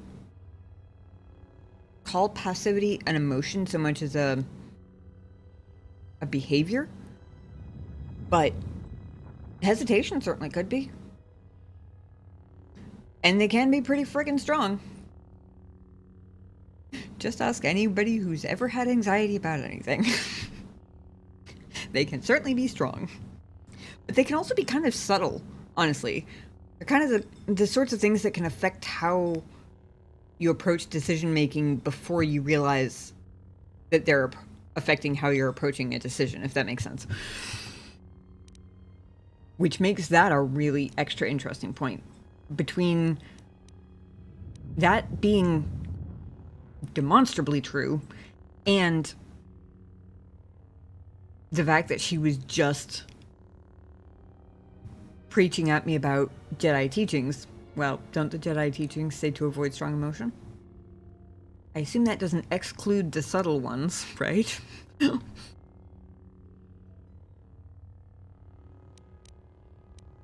I gotta consider all the options, though. I haven't even read the others first, because I saw that one first and got distracted by it.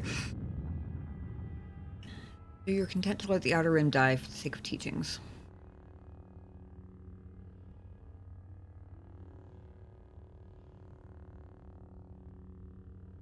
I feel like that one would hit harder if without the second part. For the sake of teachings makes it sound more petty and stubborn. I feel like it undermines the potency of the point a little bit. Basically, if this makes sense, soldiers and Jedi boots have a very different points of view. Higher-ups might want to play it safe, and people that actually need to get the job done. Yeah. It makes sense.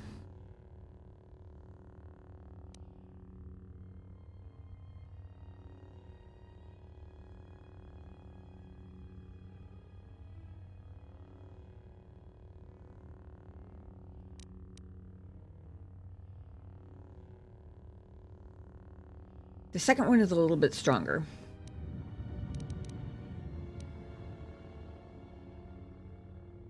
But I don't think it's gonna hit with her.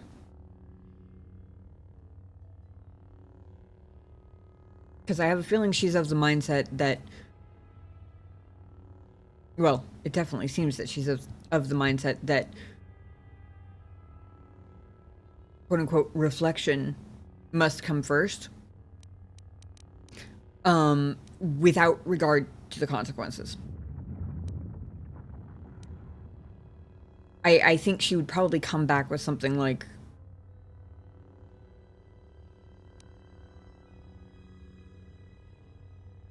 sometimes lives are the cost of ensuring that we make the wise decision, or something stupid along those lines.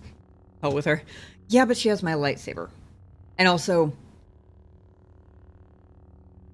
so far, I still hesitate to call it winning.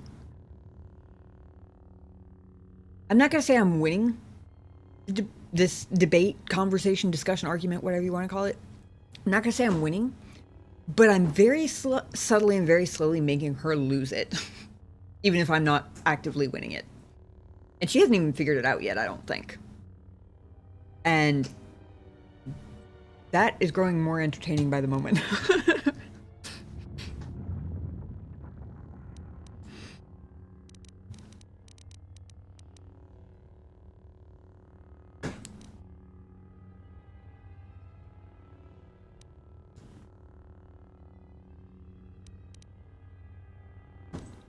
Yeah, I feel like these options start out at weak, less weak, a little bit better, and then turning around and grabbing her own sword and hitting her in the head with it.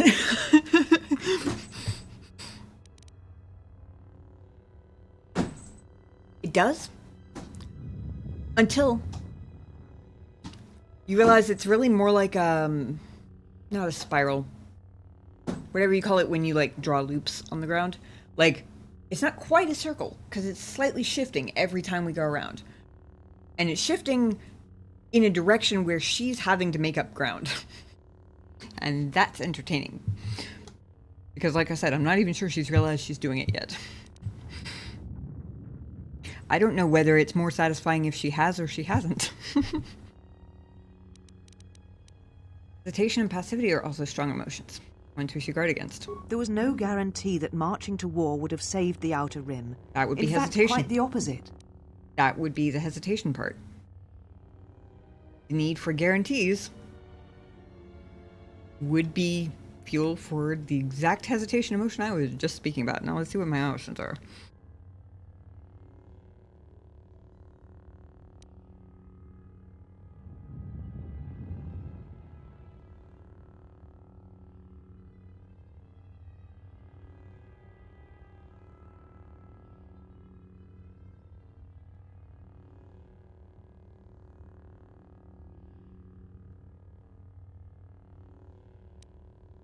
Okay.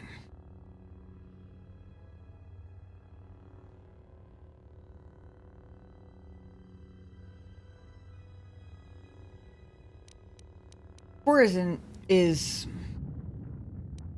makes sense if you're talking to somebody who's coming from the perspective of smart military strategy, rather, like, if we were talking about, like, a war general whose beef with me was that I took my battalion to war before we were supposed to. That might be an argument. I don't think it's going to work with her. And I don't think it fits any of the discussion we've been having so far, because while it is true that defeating the Mandalorians would have been harder after they'd won,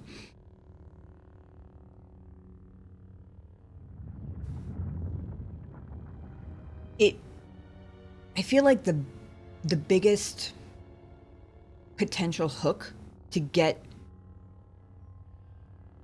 the Jedi invested in actually fighting the war would be the needless loss of innocent life. Every time a set of these dialogue options comes up and I don't get the opportunity to bring up the "we swore to protect these planets" point, I regret more not choosing that one, but that was a tough choice between those two. I don't feel like the Jedi have any particular investment in defeating the Mandalorians on its face, if that makes sense. Perfection relying on guarantees, the enemy of good. Oh, definitely, 100%. 100%.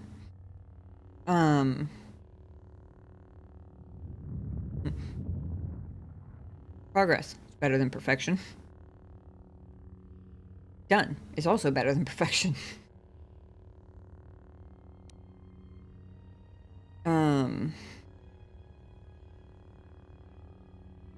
So I don't think I'll get anywhere with that.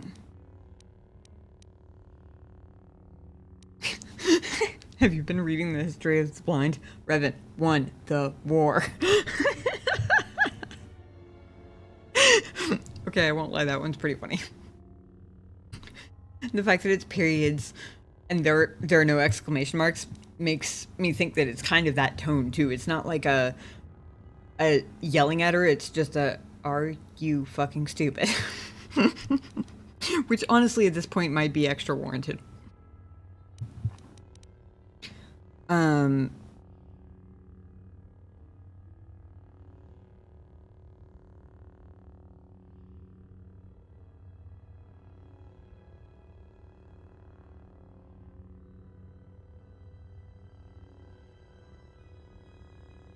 She's talking about two things. She's talking about there not being guarantees. And she's talking about saving the Outer Rim. I mean, they're related, but those are the two points I could push back on. I could push back on the specific requirement for a guarantee. Problem is that the only one that directly does that, I think, well, rather, the only one that acknowledges, no, obviously there was no guarantee. Your point is, the only one that kind of takes that approach is number 3. No, there was no guarantee we would win. But if we had not acted, the Mandalorians would now rule the Republic. Again, I feel like that could have been a really good one, but I feel like the second sentence kind of weakens it a little bit. Like, I feel like she's one of those people who's of the mindset that, like, who rules all these little empires is of no concern to us, and we're the Jedi up on our high moral horse, and blah, blah, blah, blah, blah. I feel like it's too easy for her to dismiss the importance of who rules the Republic, if that makes sense.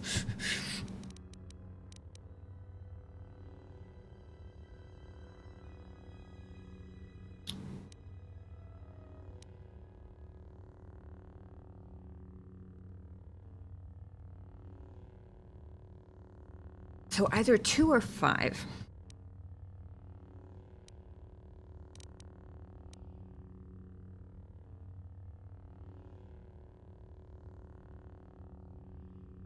Because again, with 1, kind of the same thing.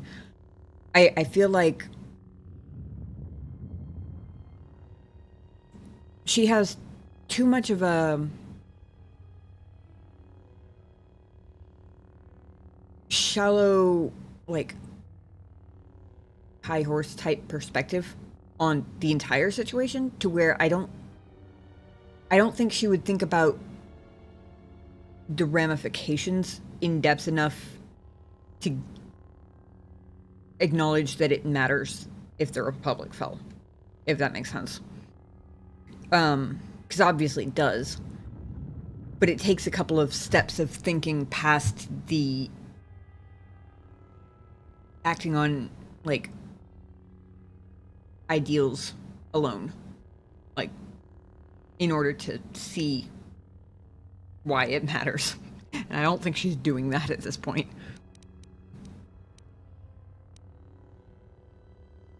So which one's gonna get through to her more? Treating her like an idiot, which would be satisfying, I'm not gonna lie, or pointing out that the Mandalorians admit that Revan turned them back. The obvious implication being, we were the Jedi rebels. What if the Jedi had actually, like, gone in force to help? Oh gee, what might that have looked like?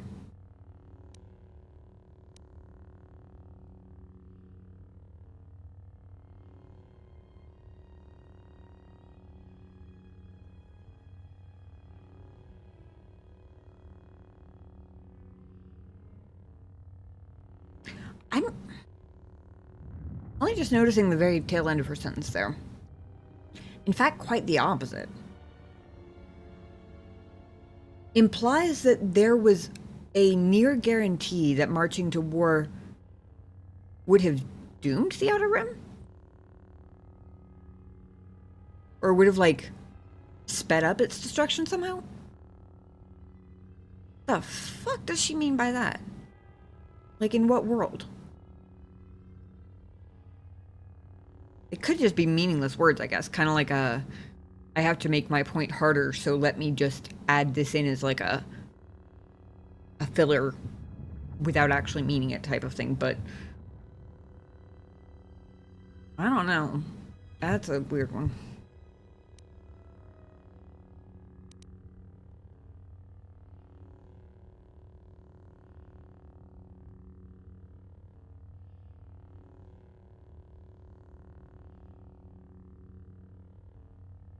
To be fair, I'm learning quite a bit about both the current time period.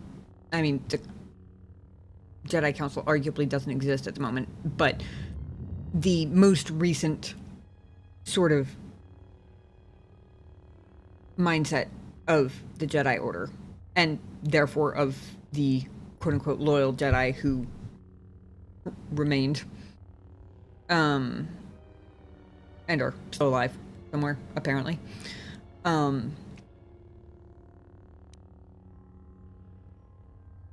About that and about what they thought they were dealing with and kind of this whole timeline, which is probably my biggest argument for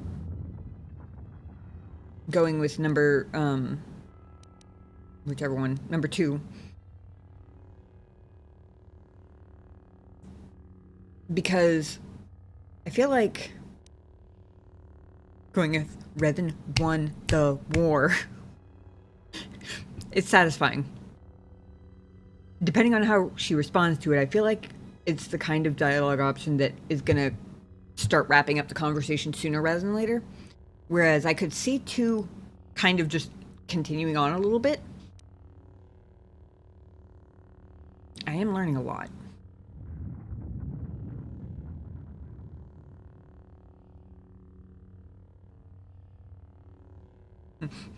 No, the canon will be used against her later? Or canon might be used against her later? I don't know.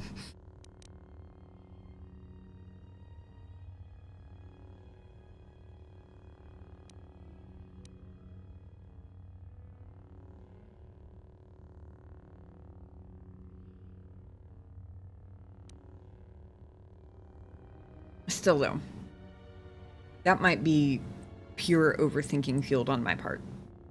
Honestly, it might be the exact same number of dialogue options no matter which one I choose.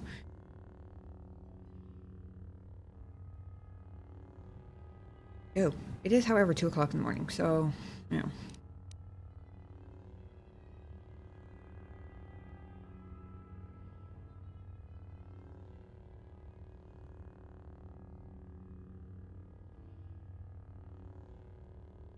Question is, I'm basically weighing my very quickly waning patience with my amusement at continuing to make her change narratives and gaslighting strategies over the course of the conversation. It's like, how many different versions of events can I make her hit before we finally get to the end of this conversation? I won't lie. That's kind of fun.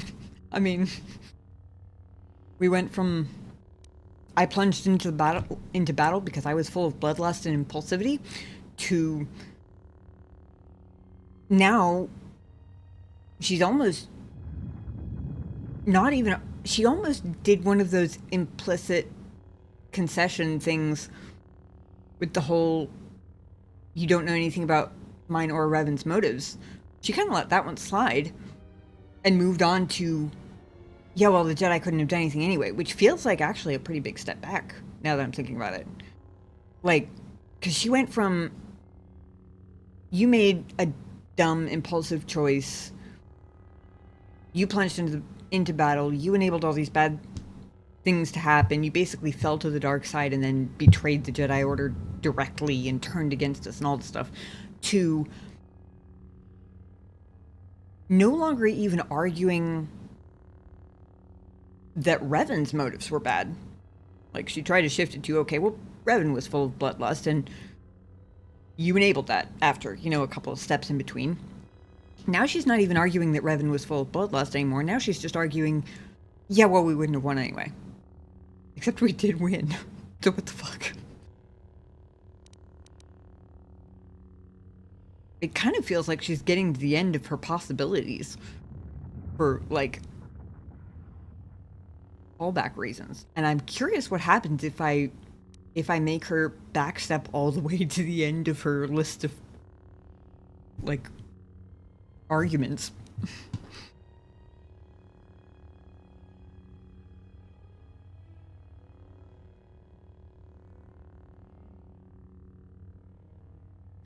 That fifth option is glorious and juicy and delightfully satisfying sounding.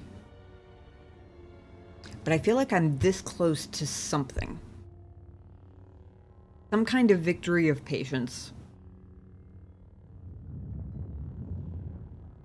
I know there's a chance it doesn't pay off. But like Sun said, I kind of committed to this path at this point. The whole be patient and even and poke one hole after the next, after the next, after the next, until she runs out of things for me to poke holes in. And I feel like I'm getting close to the end of the things that she has for me to poke holes in. And I want to see what happens if I, like,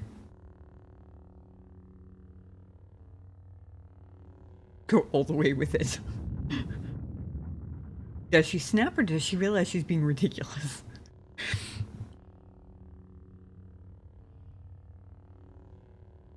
Hopefully there's some kind of rewarding result to this, because otherwise I'm going to be mad at missing out on this really satisfying what the fuck are you talking about option. Still, even the Mandalorians admit that Revan turned them back. A physical victory, perhaps, but the real victory lay in...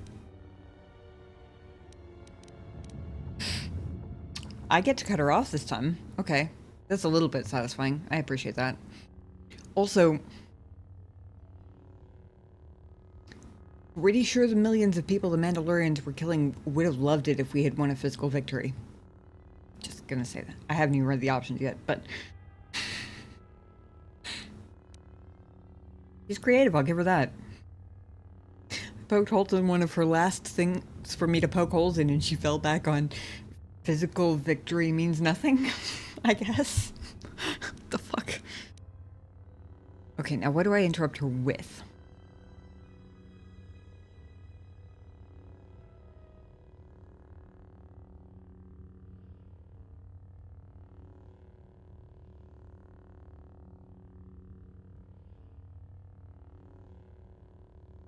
Okay. Looks like these are all kind of getting straight to the point. The question is just, which point do I want to get straight to? The triumph of pacifism? Surrender? Or, how many people would have died if the Mandalorians hadn't been stopped? If we hadn't stopped them, the Republic would have been destroyed. Again, I feel like that requires too many steps of thought about ramifications for it to hit home the way it should. Because it should hit pretty hard, but I feel like she's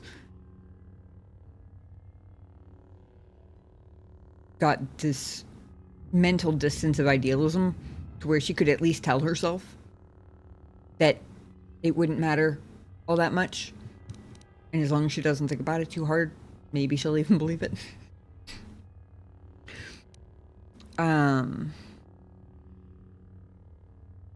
Triumph of the Jedi teachings is a cold thing when there's no one left alive to appreciate them. Ooh.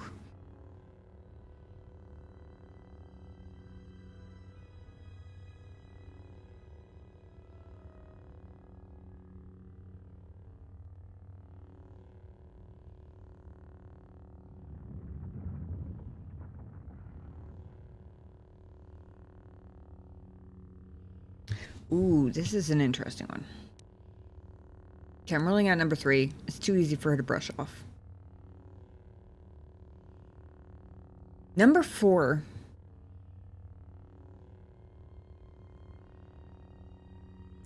Could be interesting because even though we're talking about the Mandalorian Wars, it almost inadvertently pokes at the wound of the current state of the Jedi Order. Because it's true, there is not a lot of people alive at the moment to appreciate the Jedi teachings anymore. In fact, she's the first self-identifying one I've met. Literally the entire game. I mean, Kreia is obviously some kind of Jedi, but she doesn't identify as one, so that only half counts, right? The only person who calls herself a Jedi, who I've met,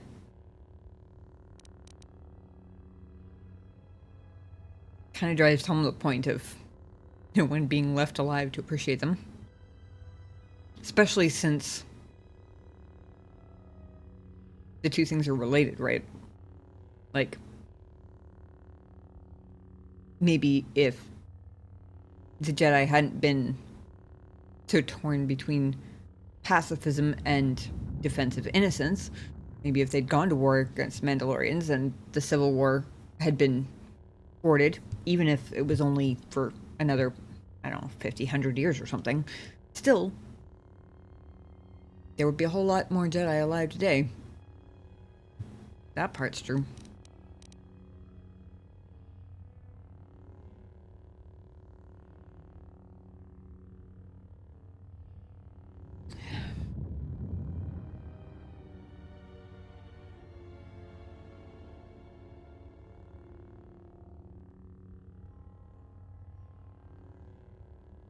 There is something satisfying about not just cutting her off, but finishing her sentence with the truth that's very clearly not what she meant. And number one is the only option that actually finishes her sentence instead of just cutting her off with a different one. I'm not even sure I can describe why there's an added level of satisfyingness to that. Obviously, because I'm pretty sure I just made up the word satisfyingness, but you know what I mean.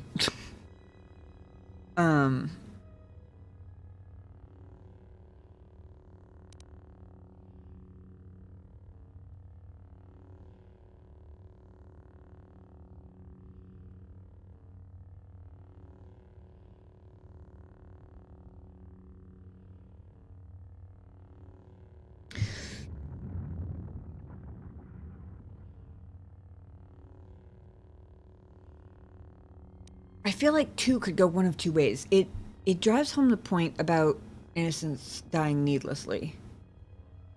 And it sort of indirectly reminds her that we were the ones to stop them.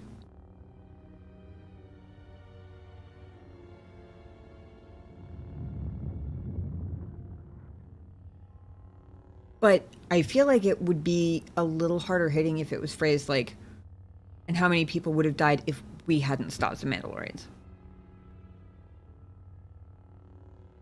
I mean, maybe, maybe not. I don't know. Only because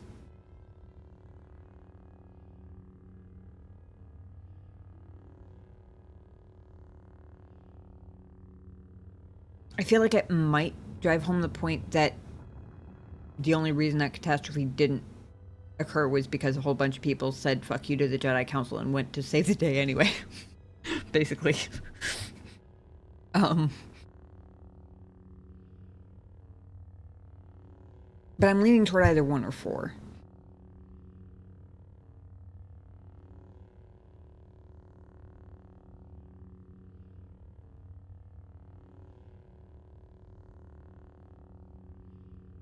Physical victory, perhaps.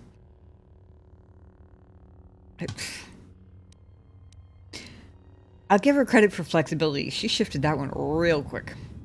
There's no guarantee that we would have won, except we won. I mean, it was just a physical victory. That's some creativity to come up with that as your next line of logic on the spot. I'll give her that much.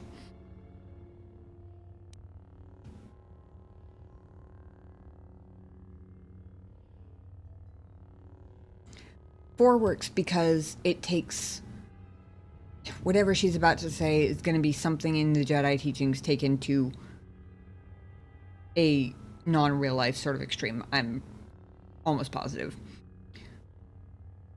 So it cuts off the part about where she's preaching teachings at me to point out that they only matter if there are people. And that it kind of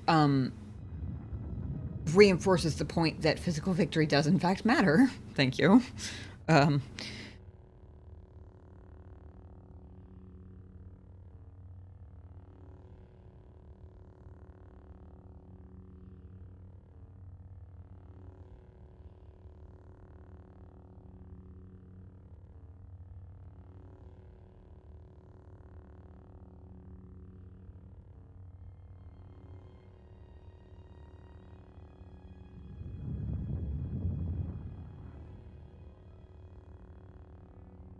I'm actually really curious, the more I think about it, what she was actually going to finish that sentence with.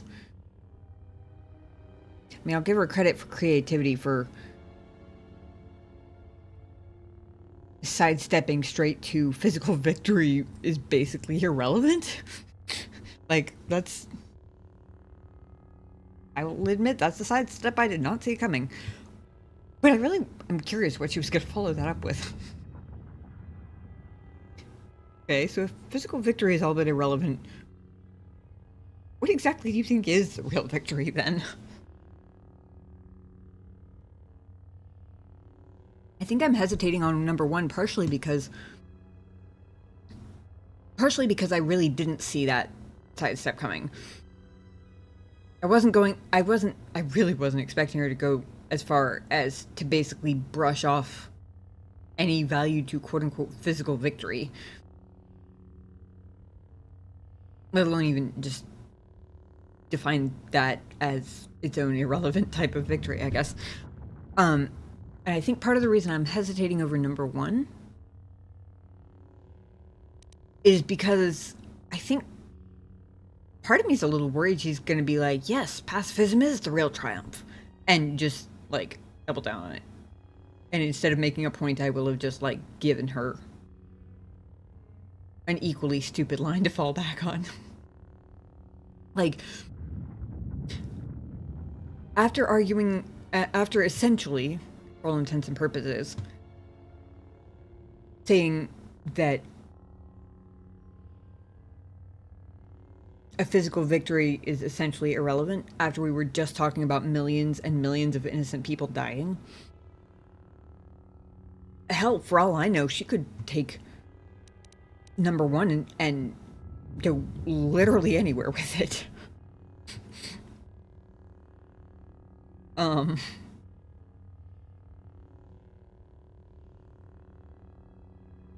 I'm not sure I'm creative enough with reality to be able to predict where she's going to go with it. Because I certainly didn't predict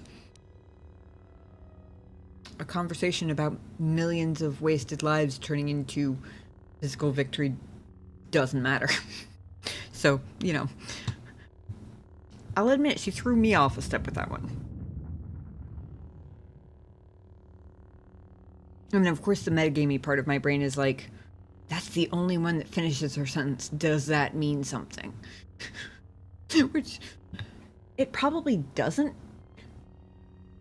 It's probably just the best line they could come up with that started with a T and was short enough to, like, finish her sentence. They probably wanted to, like, you know, give you more kinds of options than that. It probably doesn't mean anything, but such as overthinking. One has to wonder these things. Or rather, one can't help but wonder these things. Whether one wants to or not.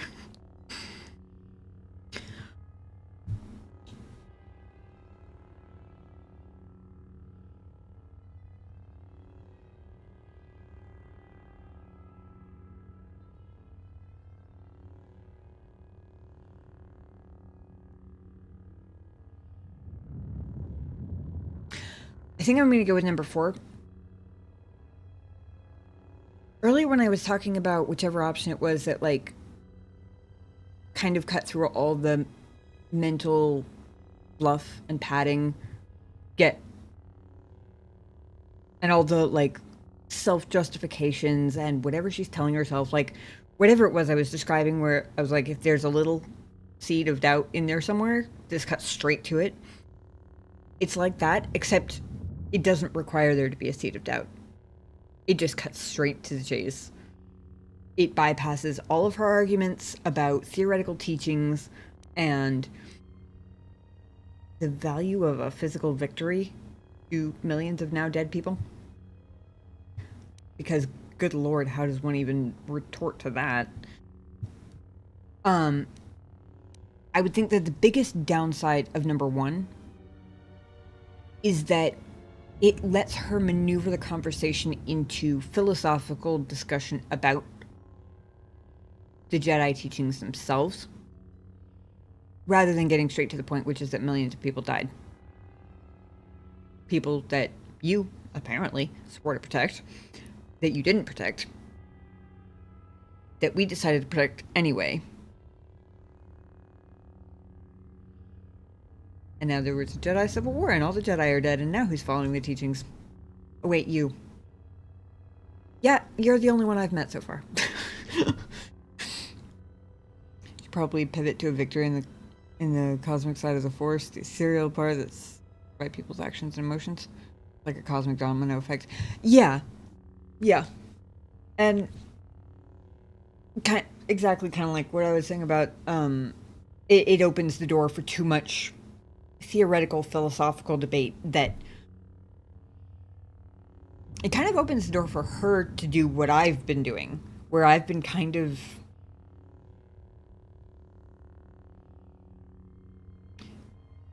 sort of by default steering the conversation by not allowing her to steer it,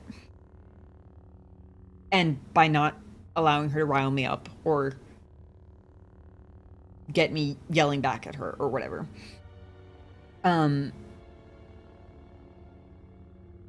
By not giving way, I've been essentially gradually shifting the conversation, because she's had to shift around the stance that I haven't moved from, right? And I feel like the biggest risk of number 1, and it does feel like a pretty big risk the more I think about it, is that it gives her the opportunity to make me take a big step backward to the side or whatever. I'm still sort of using this fencing metaphor, but I don't really know anything about fencing. It's just a vague mental image, so we're going with it, sort of. We're half-assing it, is what we're doing.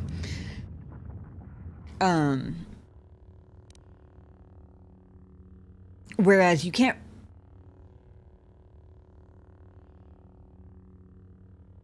pointing out that when there's no one alive to appreciate the Jedi teachings kind of bypasses literally any argument she would make about the philosophical value of the Jedi teachings or cosmic ethereal effects of the Force and all that stuff. Kind of bypasses all that. It's like, that's well and good, but does it matter if there's nobody here? Because the Mandalorians aren't following the Jedi teachings, that's for damn sure. The triumph of the Jedi teachings is a cold thing when there's no one left alive to appreciate them. You do not know... Apparently I get to go on the offense now. It's twice I get to cut her off. I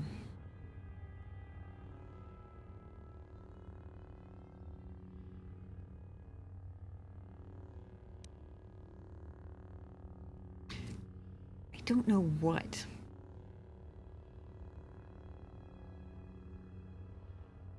I feel like she's, instead of like gradually shifting her weight backward into the side, she's taking full steps back now, I think. I just have to not fuck it up.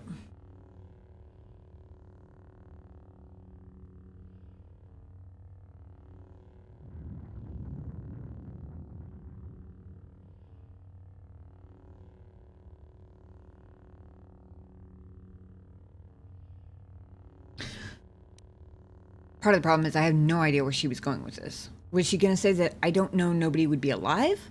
Or that I don't know the teachings would still hold value? Because those could be two very different arguments.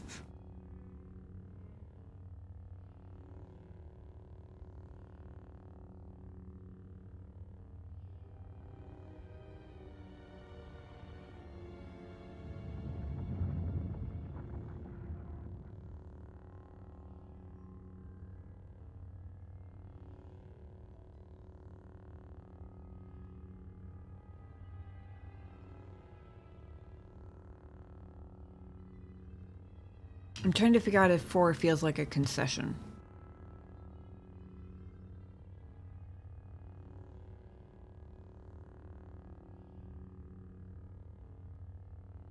Three would be a good argument if I thought that she put any value in my experiences whatsoever, but I don't think she does.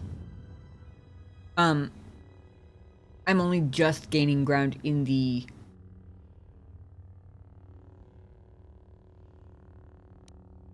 perspective arena, so to speak. And only because she hasn't realized it yet, so she hasn't gotten stubborn about it yet.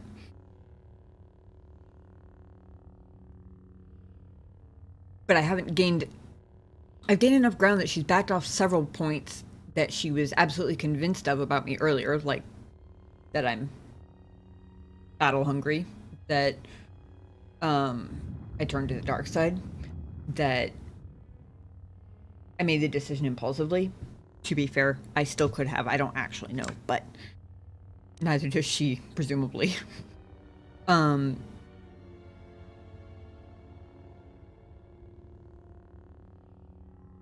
I don't have... So I've made her back off several points, but that doesn't necessarily mean that she's going to buy into something that I'm arguing based on my experience. She's still trying desperately to grab onto something to prove that my perspective is wrong, so maybe we don't base it entirely on my own experience, which she cannot then, like, which she hasn't had. Because I don't think that's gonna work at all.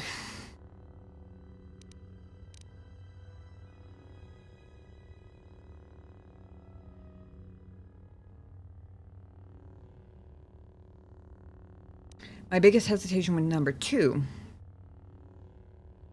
Anyone who stepped outside the Jedi archives would know it. It's late enough that I've gotten turned around in my brain on what it actually is.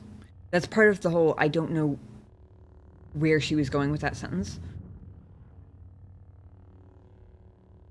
Is that supposed to be anybody who stepped outside the Jedi archives would know that the Mandalorians were going to win? Or would know that the Jedi actually, like, jumping in would have made a difference? Or, I mean, what I just said that she's retorting to was about nobody being alive to appreciate the Jedi teachings, which is kind of currently the case. So literally we both know that happened because here we are. My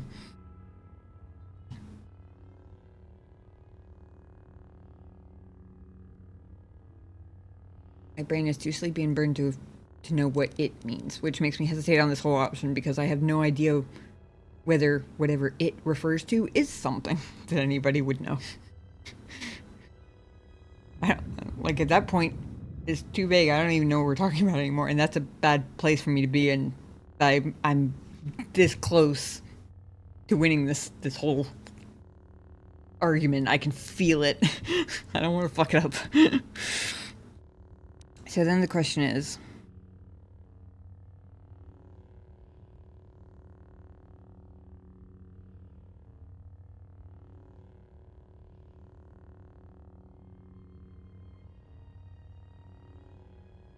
do I press the point about the Mandalorians?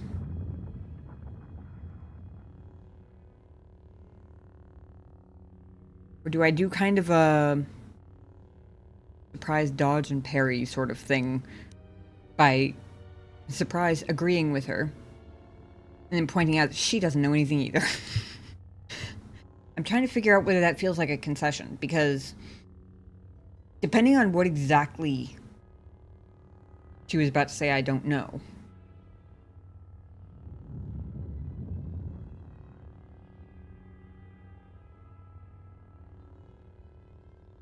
It could be like, obviously neither of us knows what might have happened in an alternate timeline type of thing.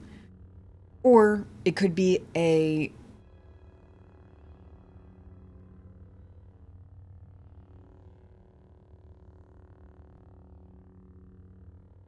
it could lead more down we all do the best with what we have in the moment, sort of everybody makes mistakes and does the best they can kind of conversation. That's more like, it gives grace to both me for following Revan and the Jedi Council, but I'm not sure if I like that because I'm winning the conversation. So it could drive home that she doesn't know what she's talking about, or it could make it sound like I'm willing to sort of meet in the middle with neither of us knows what might have happened if people had acted differently, but they didn't, so here we are type of vibe, if that makes sense.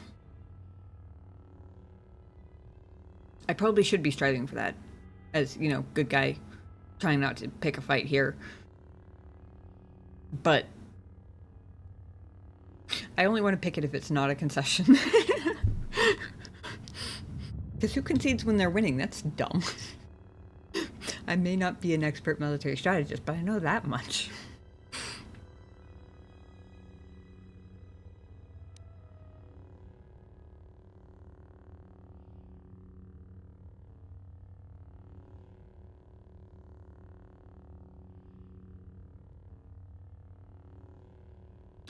I like number one because it drives home, while she's on the back foot, it drives home the point of, okay, if they wouldn't act while millions of people were dying, when exactly would they have? Would they ever have? I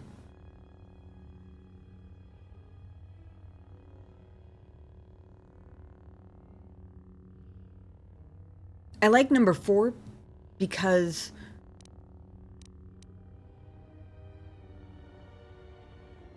the agreement that I don't know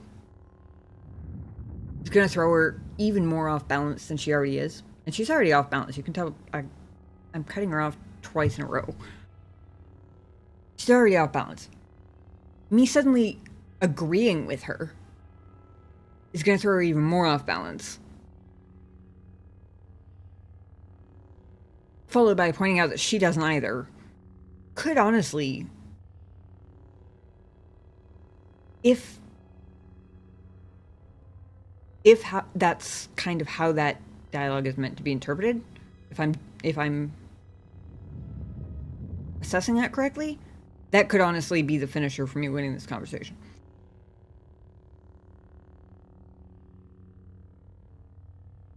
If it's more of a nobody knows what might have happened, let bygones be bygones sort of thing, I feel like it's conceding while I'm winning. The problem is I don't know.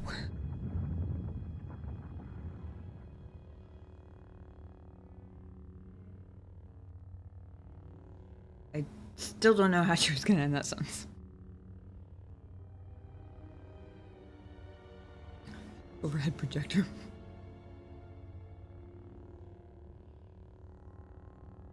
I saw your message, and I had already lost the train of thought, so I didn't even remember what it was referring to.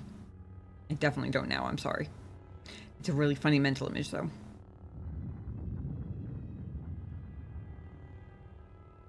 Now I'm imagining her trying to, like, threaten me with like, hand shadow puppets on the wall. Don't ask me why that's where my brain went, but it is. I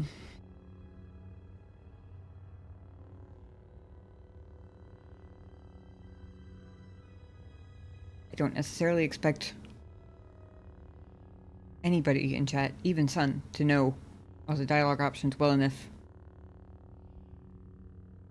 to be able to clarify the implications of any given dialogue option at any given time. However, if you happen to know whether number 4 is more of the finishing move to trip her up, or whether it's more of the peacekeeping, let bygones be bygones type of thing, I would really, really love to know. Because I could honestly see it going either way. Which is a terrible place to be in when you're this close to winning. Because it's either I finish it right now and she has no more comebacks, or I just accidentally conceded. I just conceded the fight after all of that without even meaning to, which would suck.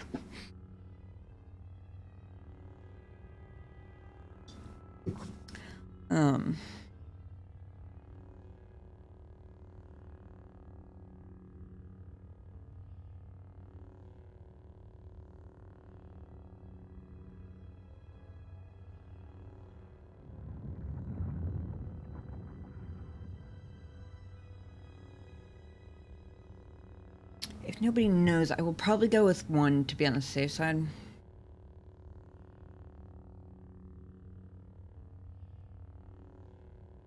way I read it, it's a compromise. It leaves the tip of the dagger in that she did nothing. You're part of making a better gotcha.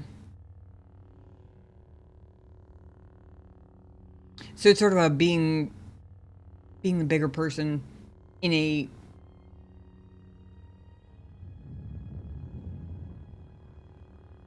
noticeable but not blatant way, where it's like, we both know I'm the one who saved the galaxy, but you know what, I will be the gracious bigger person and say we can let bygones be bygones, that sort of thing.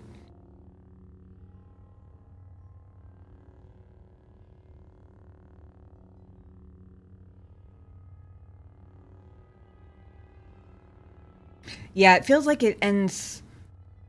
Okay, looking at it from the compromise perspective, it kind of feels like using my quote-unquote finishing move to, instead of driving my point home, it's like instead of tripping her up and knocking her on her ass, I'm tripping her up and like forcing her to stand at my level. If that makes sense. It's like, fine, I won't knock you on your ass, but we will be equals, damn it.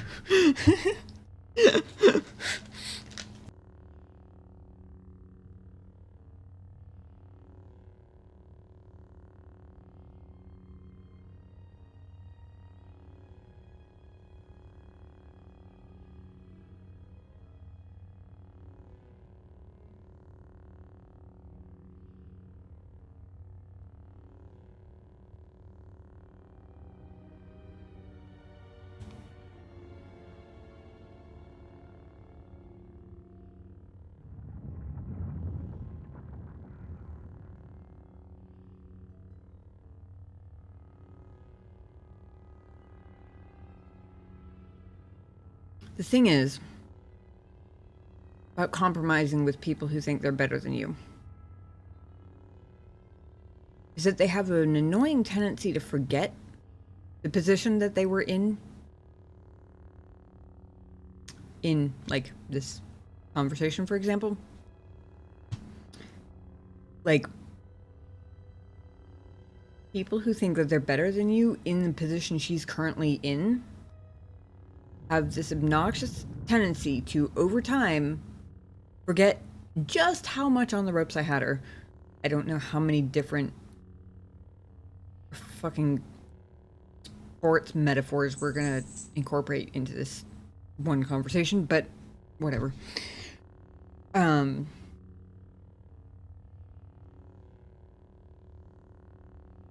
She's likely to gradually forget over time just how much I had her on the ropes in this conversation, and start to think that she was doing better than she actually was. And over time that holier than thou, better than thou art attitude will kind of creep back in. And eventually you tend to forget that you were supposed to be equals, and you proved that to them forcefully and did them a favor by not knocking them on their ass. This sounds like I'm talking about some very specific personal experience. I couldn't even name one, honestly. I feel like it's just one of those life things that tends to happen. I couldn't tell you, like, a story of a specific example or anything, but...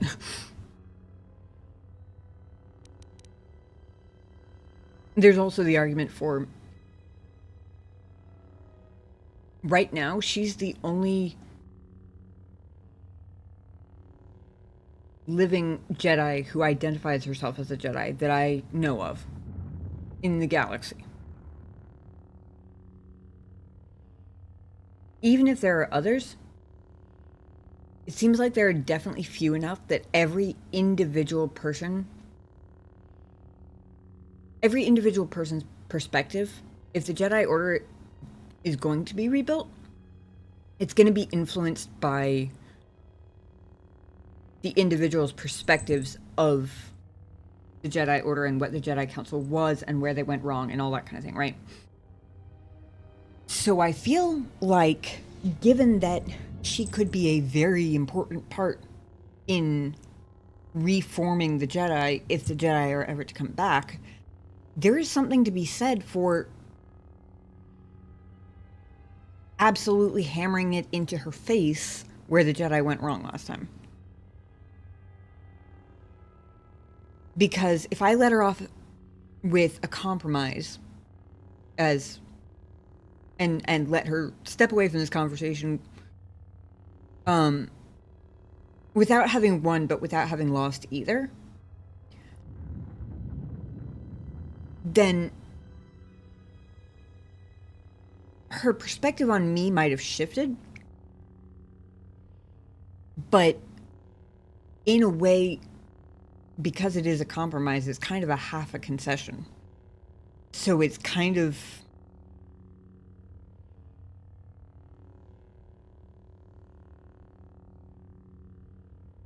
It really is more about keeping the peace than it is about learning from the Jedi's past mistakes.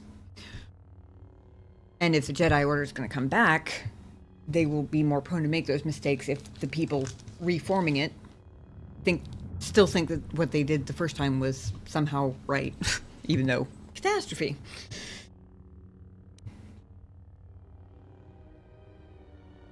This feels risky.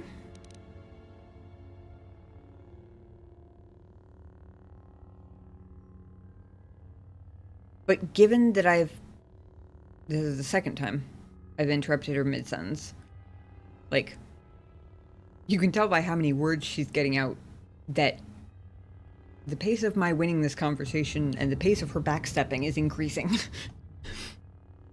It feels like a risk, but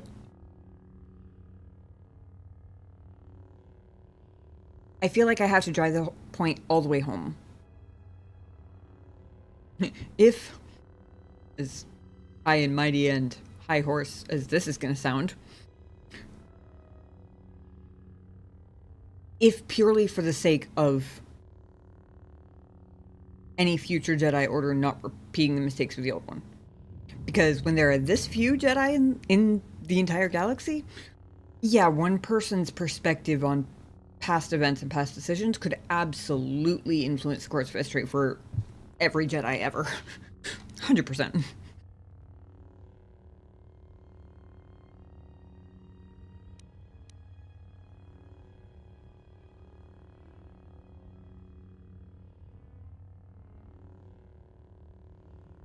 I feel like I can, even if it's not my most powerful move, I feel like I'm gaining enough momentum in the conversation that even if it's only a half a step forward where I could have taken a full step forward, I can afford that at this point because it's not like we're not matched step for step, if that makes sense.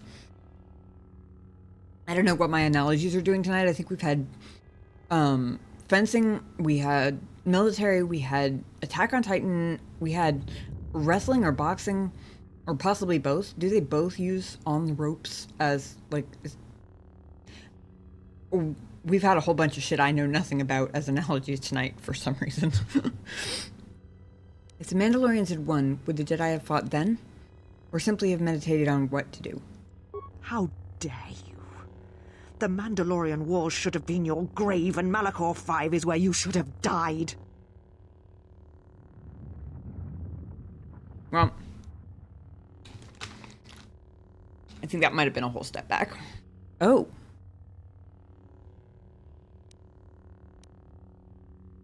Or maybe it was enough of a step forward that she kind of did that desperate offense thing that people do when they're backed into a corner. It's like, there's nowhere to backstep anymore, so now she's, like, lunging. That could be. Oh, man. Sometimes I have trouble telling the tone of these dialogue options, as you guys well know. Sometimes there is just no mistaking. Careful, Atris. Anger leads to the dark side. There is no... I refuse to believe there is any physical way of reading that without it being smug. I do not think such a method of reading it exists.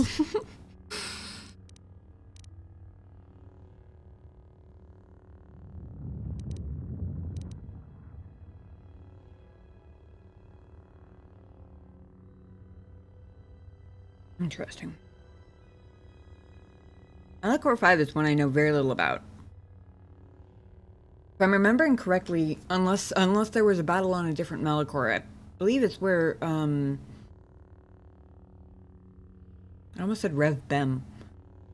If anybody's ever seen the Andromeda TV series with Kevin Sorbo, it's very good. Also quite old. That's where Rev Bem comes from. His name is not Rev Bem. Engineer dude. Hello, cattail in face. What's up? Oh, really? Hey. Pretty sure he said that's where he lost his hand.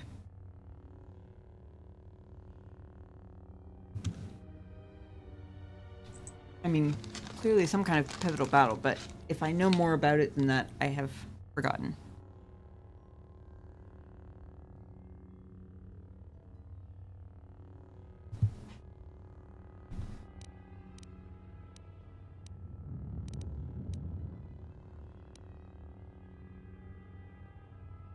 I was assuming... It's been a while since I've had a skill check in a dialogue. I was assuming that it's sort of like persuasion, where when the option shows up, it means you can either pass or fail. But this one is a little bit interesting because it kind of seems like the fact that the option exists means you already passed.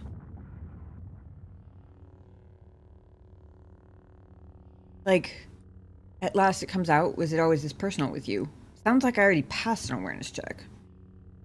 Maybe I'm thinking about it too D&D. I'm trying to think of, like, what would be the success versus failure on that. Like, maybe gaining additional information or something? Either way. I literally arranged my entire first couple of levels to open up skill-based dialogue options later on in the game, so it'd be kind of silly if I didn't take it now, wouldn't it? Especially because it's sort of like the less insufferably smug version of the second one. It's like, she's annoying enough that the petty part of me would be a little satisfied by being like, careful, Atris, anger leads to the dark side. But also, that's not going to get me anywhere. And it is really insufferably smug. The first one is more like calling her on it without making her want to rip her hair out at how insufferable I am. honestly, I wouldn't blame her. If somebody gave me that line, I'd be like, "Urgh." Guess we'll find out, depending on whether I pass or fail. As it comes out, so is this personal for you? With You see shadows where there are none, and hate where there is none. You are blind, as always. I tire of fighting with you. You lust for war, and you always will, and you have succeeded in fighting? distracting me from my questions. So answer me. If you cannot seem to admit the Council was correct, then why are you here?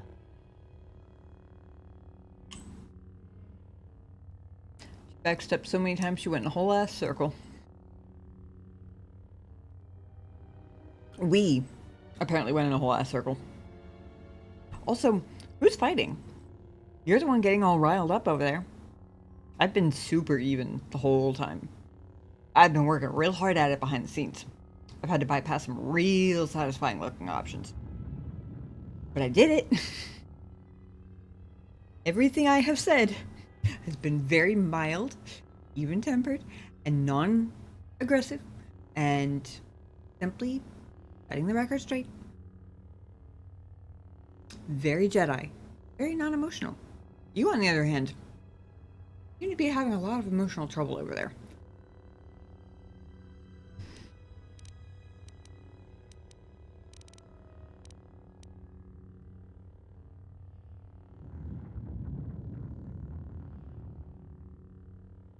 Tell me what you've done with my friends first. Your concern is noted.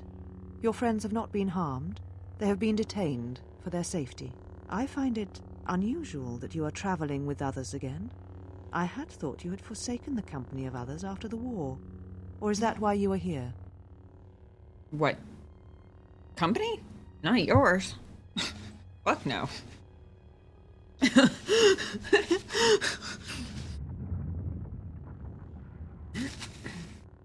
Absolutely not. I would definitely rather be alone in space. 100%.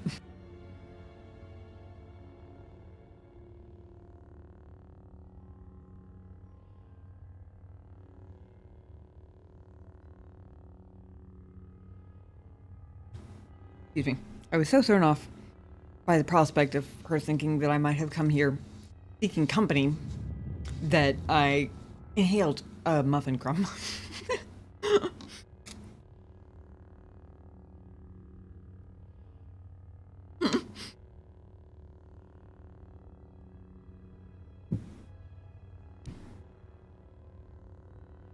What is a shooter? I mean, she's pretty pretentious. Trying to figure out if that's, like, obviously referring to her and accusing her of stealing my ship, just like indirectly and passive aggressively, or whether it's something else.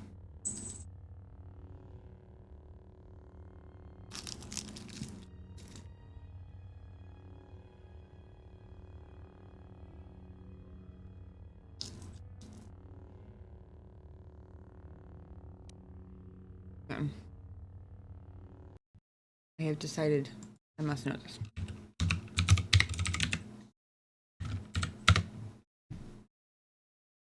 A weasel-like animal, to be specific.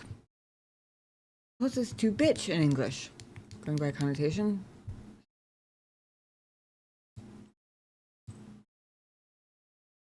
Indigenous to Ryloth. Interesting. Used as an insult specific to Twi'lek females, although not exclusively.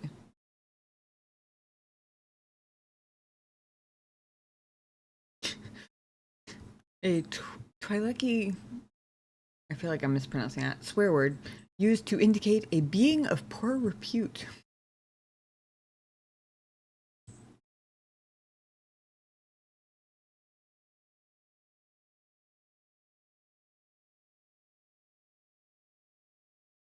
The more synonyms I read, the more I'm on board for this.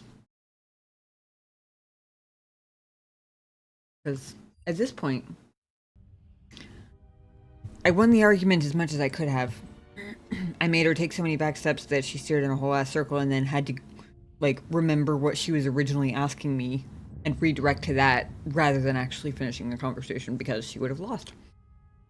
She did the whole, I'm not here to argue with you thing because she couldn't get out of it any other way. So, also, I noticed that awareness dialogue option.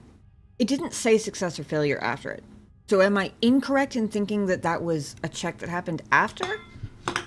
Or was I right about it being like a, because you have a high enough score, you get this option, and this is like, with persuasion, it's a check. It's a, if you choose this option, you can either succeed or fail. But you get the option for having persuasion. I'm wondering if some of the others, like the awareness one just now, for example, are always the same way, or if it's sometimes as long as you have a high enough awareness above a certain threshold, you get this option. And it's not a succeed or fail thing. It's just if you have enough, you get it. And if you don't, you don't type of thing. Because that's what it seemed more like. Because it didn't tell me whether I succeeded or failed on anything. And usually it does.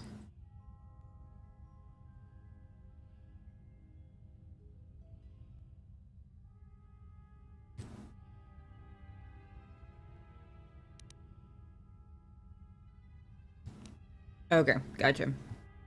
So is it only persuasion that is actually a check after the option shows up?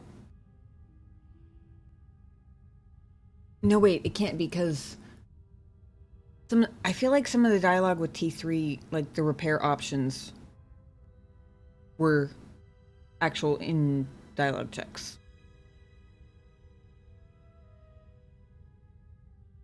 I'm trying to figure out if there's any way to tell whether I've pre-succeeded or whether success is not guaranteed for future reference, basically.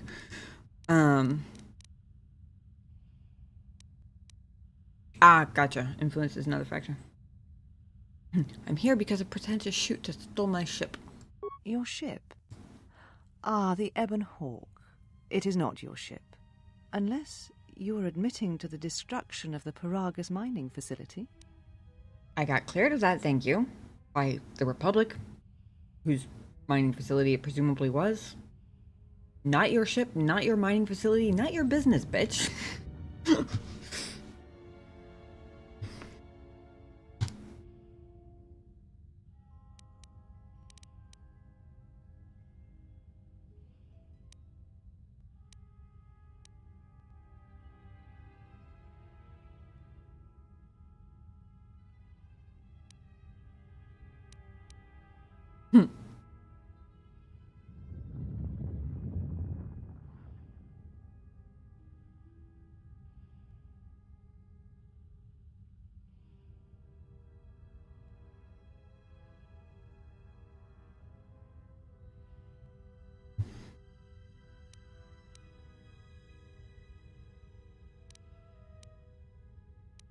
I wish I'd blown up that rock cluster, but it wasn't my fault.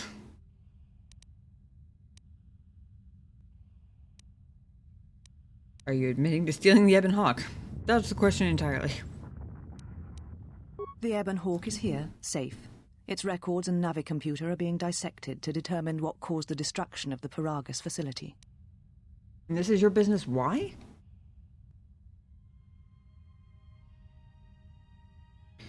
See, like this.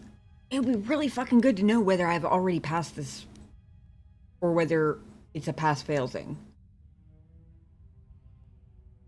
Because it's repair.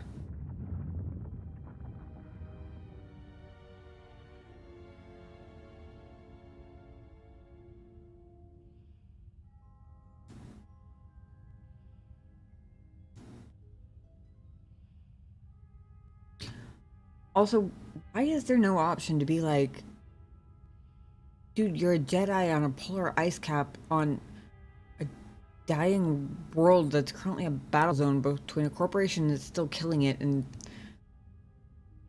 poor Athorians, bless their hearts, who are trying their best to save it. What the fuck are you doing? Investigating mining facility explosions for the Republic? Or just on your own?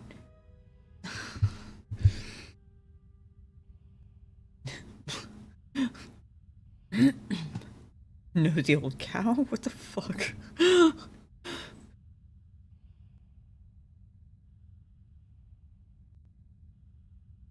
Good luck with the Nova computer. You're wasting your time. We're having some trouble with the Navicomputer, but I think with your cooperation, willing or otherwise, that will cease to be an obstacle. If it is your ship, perhaps I should be questioning you as to what happened, and why you destroyed the facility and murdered all the miners stationed there.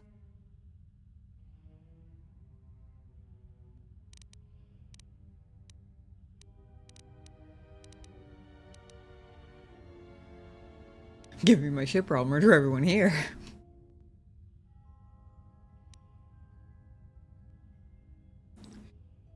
Now where are all of my "you're sounding awfully dark side over there" options? Because she really is. With or without your cooperation?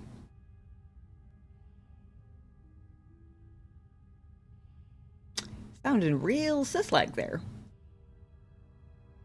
Real Sith-like. Also, why do I still not have a single option that's like, why the fuck are you questioning anybody at all about anything? What makes any of this your business? I'm so confused. Did I miss something?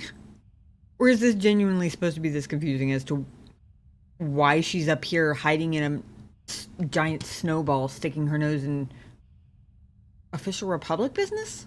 Apparently? Like the vigilante of mining station investigations. It's like, if you... I mean, vigilantes can be cool sometimes, but could you have picked a more boring subject? I mean, to be fair, it was kind of... how the whole thing went down was pretty interesting. It's not a knock on the game devs at all. The story is way more interesting than the title makes it sound, but genuinely, like, if you didn't know what was going on there, it would sound like the most boring thing in the planet to decide to vigilante investigate on your own. The fuck is she doing?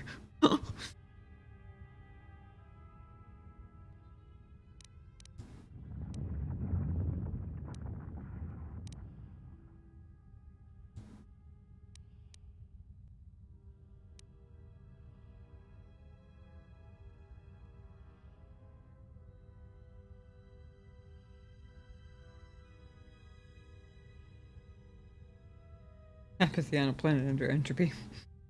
Yeah.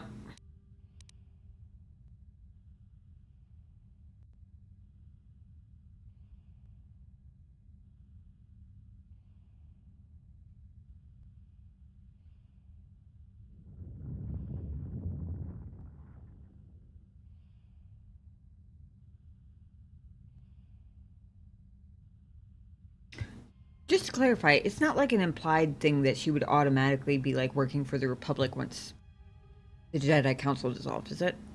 Like, I don't work for the Republic. Well, I mean, I kind of do now because I'm doing them some favors, but that's more like a mercenary gig than it is an actual, like, agent of the Republic type of thing.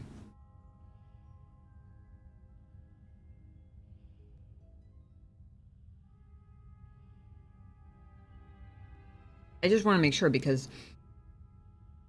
if I'm not missing anything, and it actually makes no sense that she's sticking her nose in here, I might just keep ignoring her and being like, dude, you're a thief, give me my ship back, and just ignoring all of her other questions. That makes less sense if it's supposed to make sense why she's so invested in this.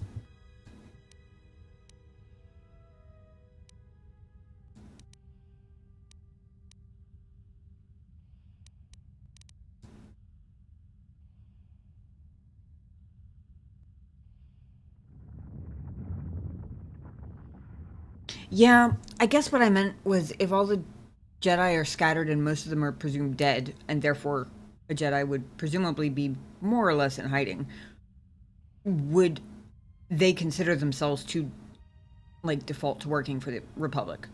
Like, would she consider, once the Jedi Council's gone, would she consider herself an agent of the Republic, even if the Republic doesn't necessarily see it that way? Or is she actually just sticking her nose in places where it is not yet evident why it would be there?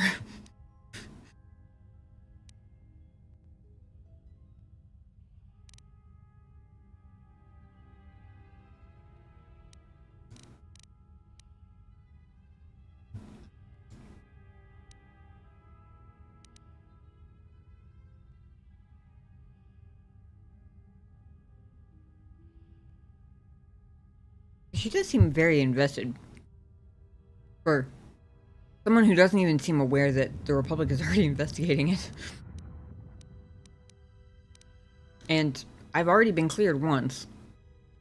Like, I'm not under house arrest anymore.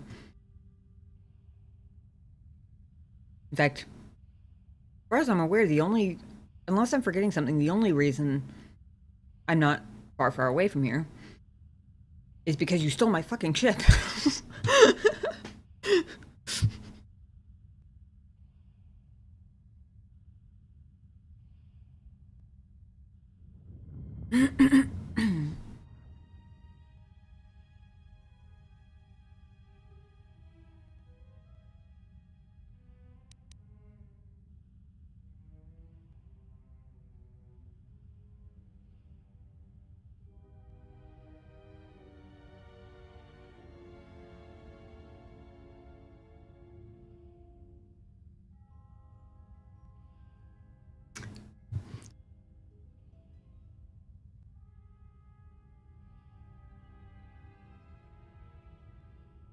I'm trying to decide whether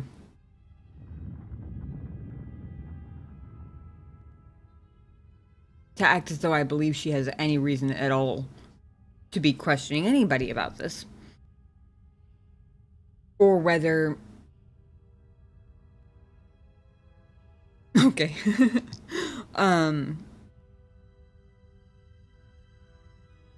They don't really give me an option to treat her like the crazy lady she's acting like. Which is part of why I'm second guessing my own assessment here. Because I feel like if this was as crazy and out of nowhere as it feels to me, surely there would be a dialogue option that was like, why do you care so much? Right? Maybe?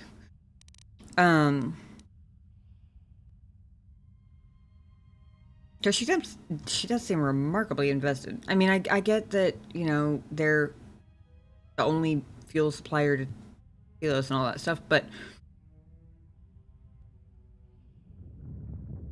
she lives in a polar ice cap. How attached could she possibly be to this spot? To where she's vigilante questioning people who may have been involved in, or at least intersected with, the destruction of the fuel. She doesn't even live on the space station. Why does she care? I'm so confused.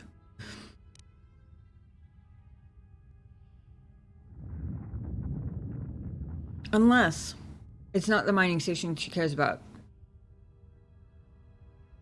I don't know. Unless she knew that I was on the Ebon Hawk, and that is why she stole it.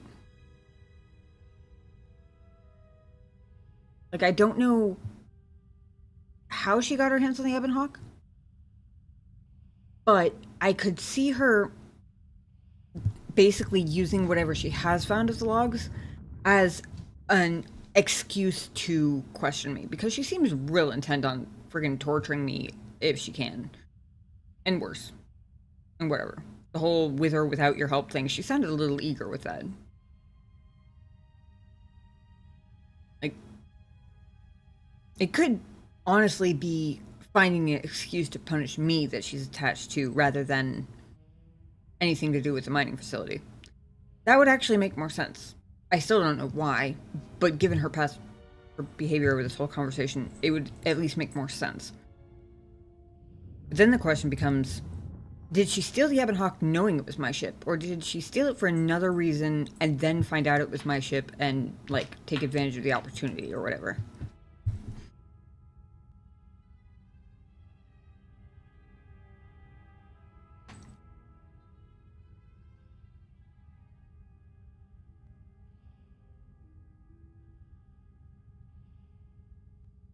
She does seem to have an incredible hatred of me, in particular.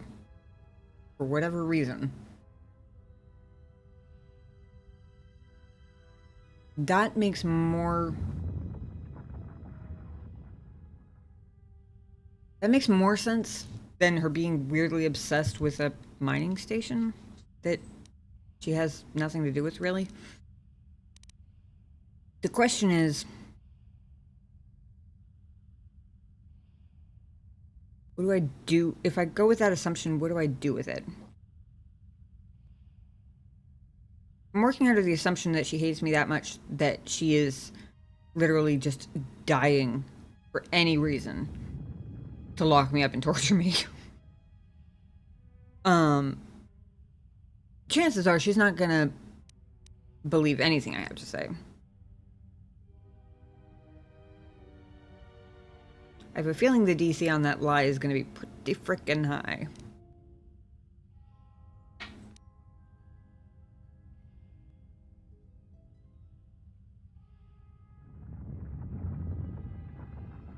I admit nothing feels like a tacit admission. Like one of those, well, I'm not saying I did anything, you know?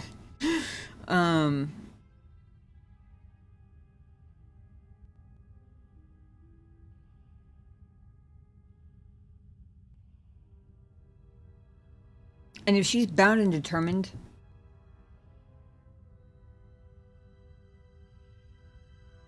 to find an excuse to blame me for it so that she can lock me up and torture me for whatever she's actually so hateful of me for, then any of these options, she'll find something that she can use as an excuse. We already know she's pretty creative. In her twisting of reality. So anything I say about progress is likely to just feed into it, even if I'm directly contradicting her. We also know she doesn't listen especially well. The DC on the lie is probably going to be pretty high. Because she doesn't, if we're going with this assumption, then she wouldn't want to believe me.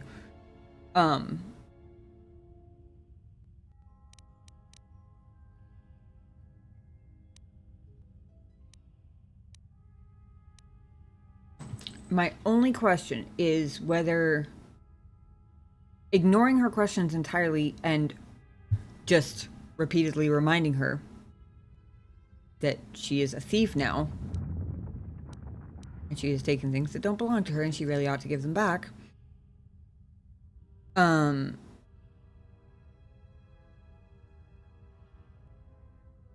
She could just as easily take that as an implicit admission.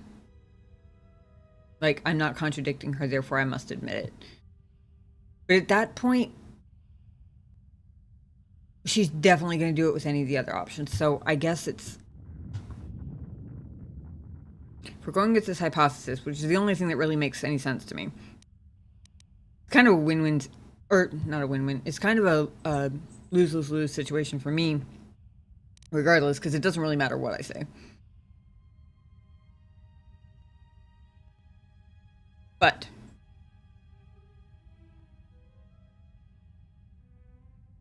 I can give her as little to work with as possible.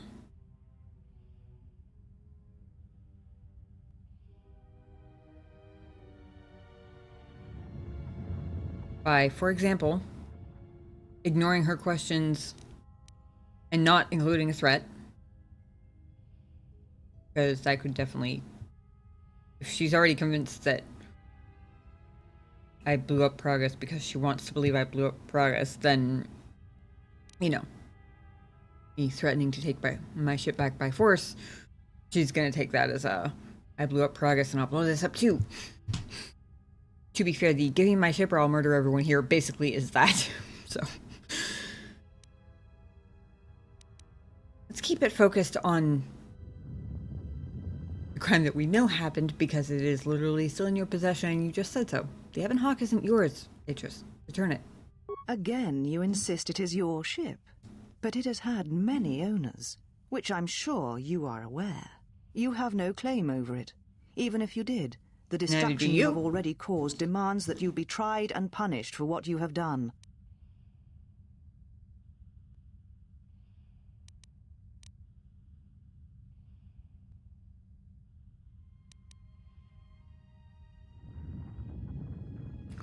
Why is there no option to say that I've already been investigated and cleared for this? Because I have been. Right? I'm not imagining that, am I? Like, that's why I'm not under house arrest anymore. They didn't just, like, pity release me because somebody tried to kill me. They released me because they cleared me.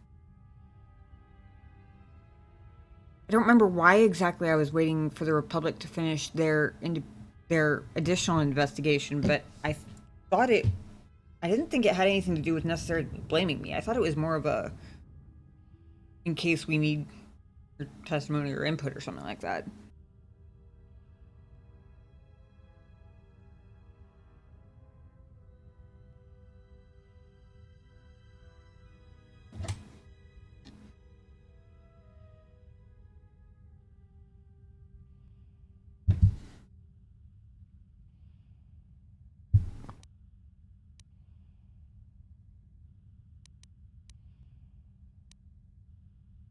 Interesting that I've never even heard of Progress doesn't even have the lie option anymore. I'm guessing that means that it's an assumed fail. Like, she's not gonna believe me regardless. There's no chance of it.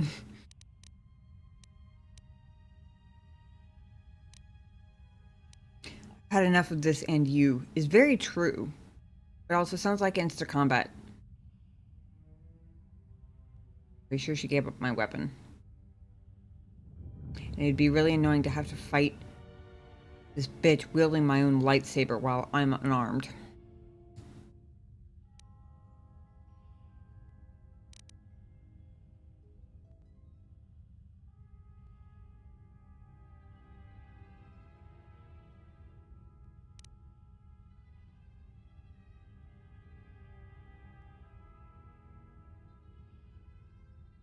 I wish I'd blown up that rock cluster. It doesn't really do much to defend my character.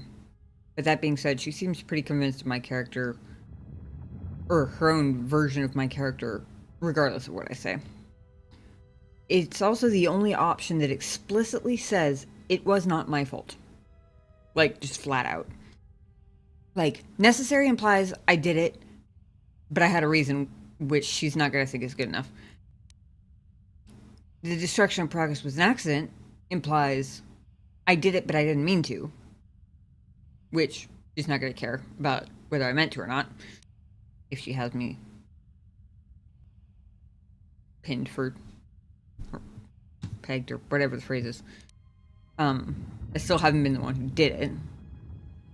I assume I've had enough of this and you is going to be instant combat.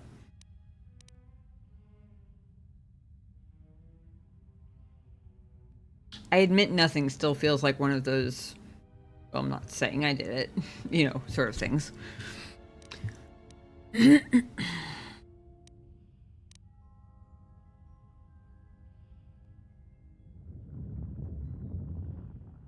I was the only one that is a flat denial of any, like, effect on my part.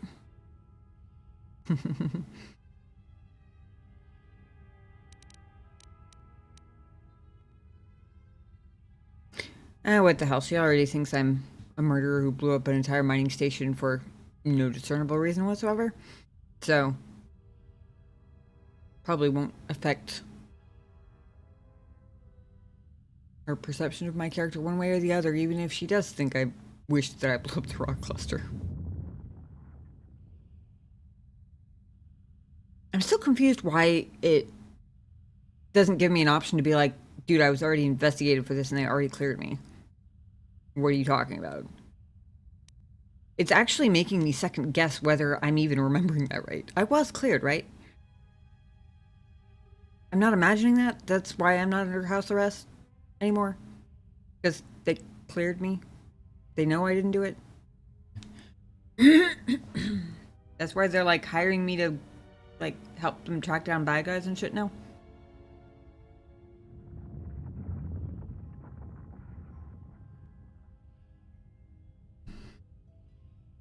Realistically, it would be traumatic with all the droids. One was already dead. You know what you went through. It was hell. Yeah.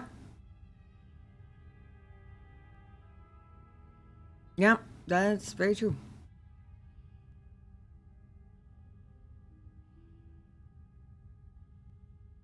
I'm really just debating between 1 and 5 at this point. 2 is accurate, but I don't want instant combat with somebody who's currently armed with my lightsaber while I'm presumably unarmed, if I can help it. 1 could also be instant combat, but it has more of a potential to be... It has... In my wildest dreams, it could lead into a... Why are you even giving yourself the authority to do this thing? Or, even better, albeit potentially a pipe dream, the chance to actually tell her that I was already investigated and cleared for this shit. What the fuck, man? So I'm kind of debating between flat denial, the only option that lets me flatly deny any involvement, and believably. Because, let's face it, I admit nothing is not believable to anybody. It might work for legalese, but not very persuasive, honestly. And I'm still working under the assumption that they took the lie option off of this, so I'm assuming that she's just not going to believe me, no matter how well I say it now. Which is more important? Flat denial?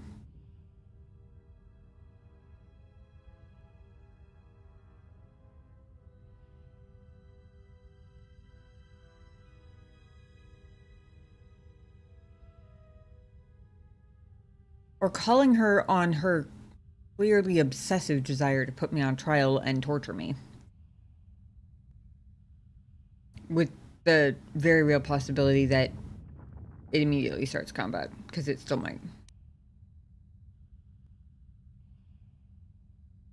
Actually, the more I'm reading her last sentence, the more I'm thinking it probably is. Instant combat if I say I won't allow you to put me on trial again, because action you've already done, so she thinks, caused demands. You've already caused demands that you be tried and punished for what you've done. I mixed up words there for a second. I was like, wait, who's demanding it? But no, I misread it. I won't allow you to put me on trial again. Yeah, actually, now that I'm reading those back to back, it does kind of sound like more likely an instant combat type of thing.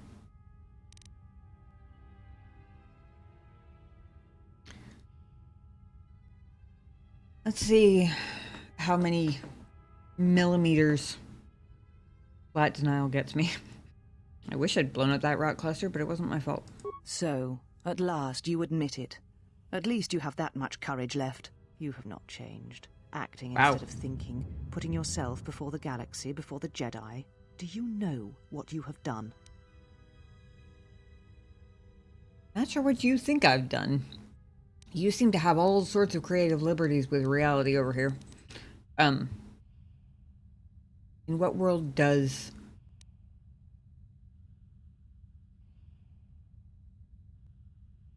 I didn't do it equal you admit it? No, I literally just said the opposite. What the fuck are you talking? Did I misread that answer? Or did I completely misinterpret that? I'm trying to get through this conversation, but it is quite late. It's entirely possible that I just, like, misread the intention, like, completely opposite of what it was. I'm so confused.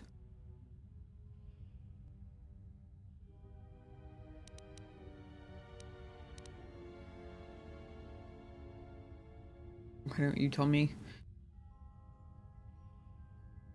Yeah, I destroyed 2 worlds with 1 explosion.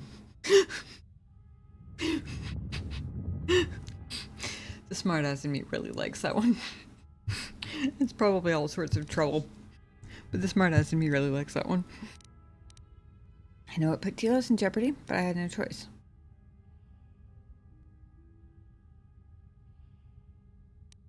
Yes, Telos is doomed and I could care less. That's probably the worst possible option.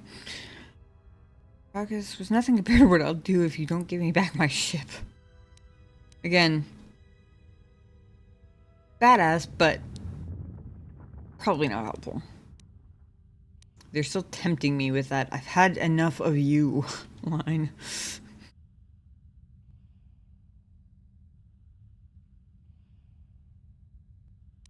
Why don't you tell me? Since she seems to have such a rock solid, forged in steel, I can't even call it an idea, decision on what I apparently did without any evidence, since she admitted you couldn't get in the Navicomputer. Why don't you tell me? I'm not going to be able to come up with a supposed crime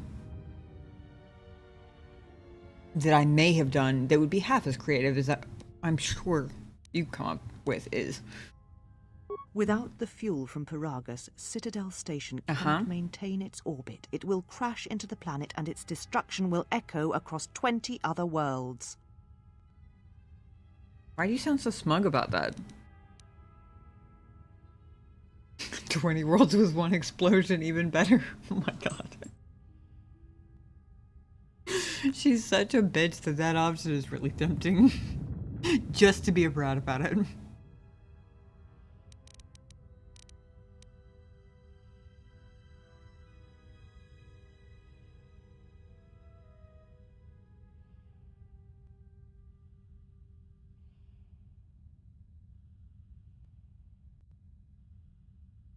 I don't like "what do you mean?" because it feels like it implies that I'm buying into her crazy version of reality. And that's a dangerous place to be. I mean, in her version of reality, I'm a horrific, bloodthirsty murderer who just rains evil everywhere I go and deserves to be tortured until the end of time. I don't really want to live in that reality. I like the actual reality better.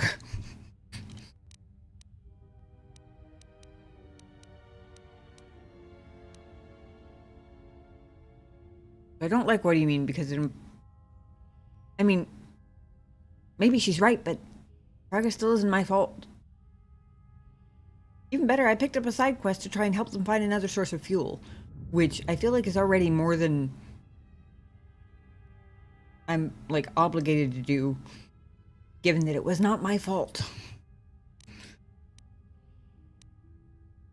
Why is Telos so important?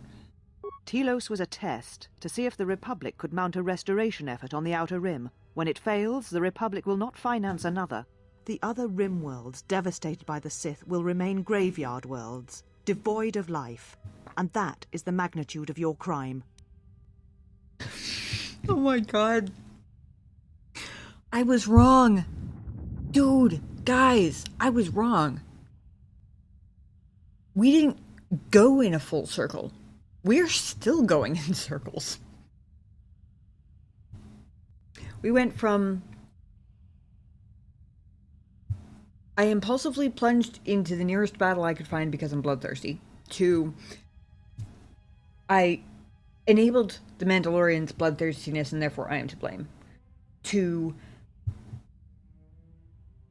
I followed Revan and therefore enabled Revan's bloodthirstiness, who enabled the Mandalorian's bloodthirstiness, and therefore I am to blame.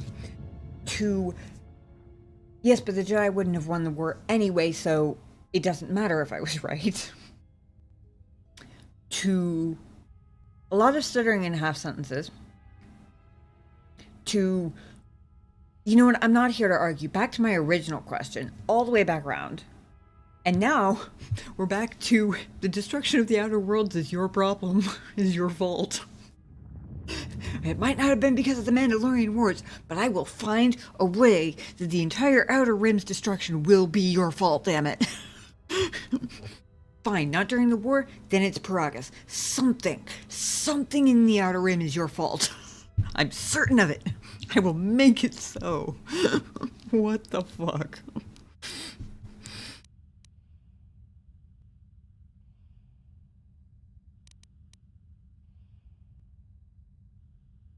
Intelligence check. Or intelligence pass. I still really wish that it would indicate whether it was a pass or a check. Because I would hesitate way less about choosing these options if I knew I had already passed them versus if it was a toss-up where I could make things worse for myself by failing, you know?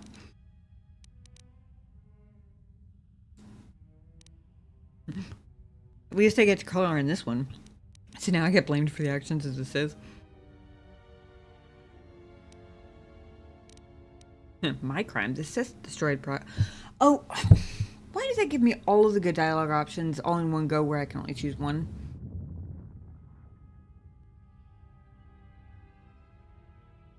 It's like half the it's like a third of the dialogues are quickly narrow it down to like two options that are neither one is super exciting, but one eventually narrow it down to one is less risky than the other or whatever, or one is more satisfying than the other. And then there are others where like half the list of options are all really good and I can only pick one. Oy. Now they give me the option to straight up say, I didn't destroy Pragas, the Sith did. The fuck are you talking about? They also now give me the option to call her out on blaming me for others. Kitty cat. Sorry if that was loud. He knocked a box of markers off the desk. They also, in the same thing, where I have to choose one, give me the option to call her out on blaming me for the actions of the Sith again. To be fair, it says, so now I get blamed. She's been trying to blame me for the actions of the Sith this entire fucking conversation. Chris Evelyn writing.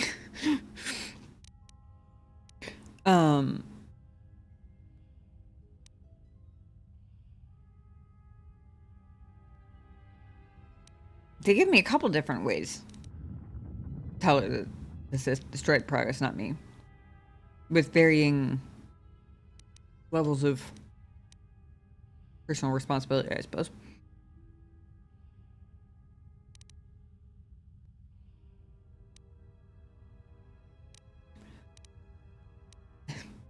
The you know me option is funny considering how delusional she seems to be and how absolutely like dead set she seems to be on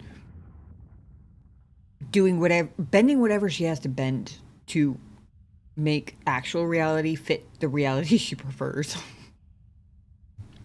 So the whole you know me and know I would not have potentially committed such an act. I feel like she's doing everything she possibly can to convince herself otherwise. The only reason I can think of to pick that one would be if you think she actually knows you well enough that calling her on her delusion basically would be enough to like get through to her. But I already gently nudged her in that direction for so long that she broke and went back to square one. And now we're back to blaming me for the actions of the Sith. So I'm not sure anything's getting through to her. I think she's too crazy at this point. Or too obsessed. I'm not going to say it was not my intention to harm other worlds because it wasn't my intention to harm Pragas either.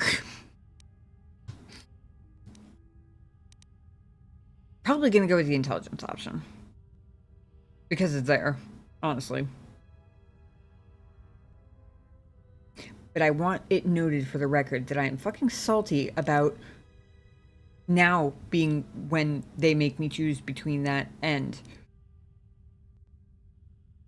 actually, like, an answer that actually says, I didn't do it, this is who did.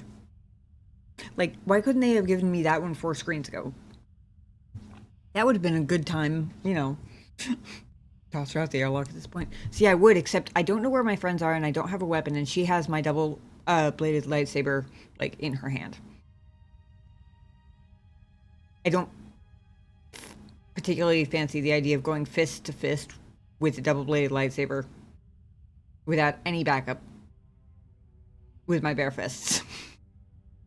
If I can help it.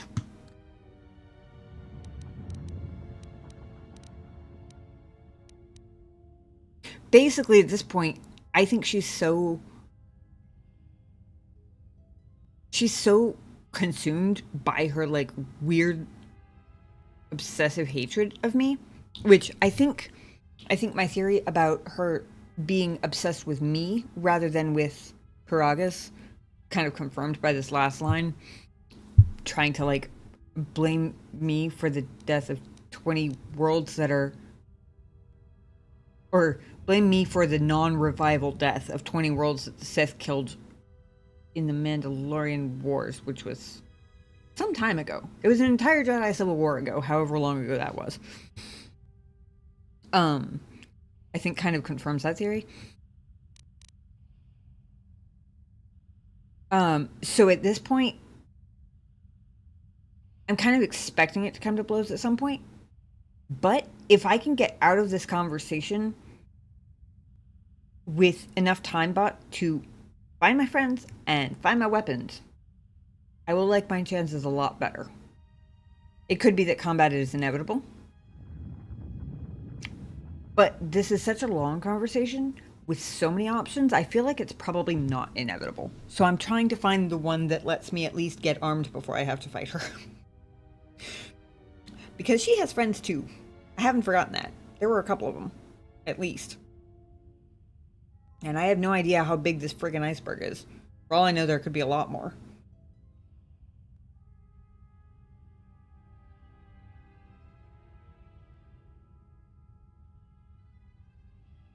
It's almost as bad as the Jedi letting the Outer Rim die during the Mandalorian Wars.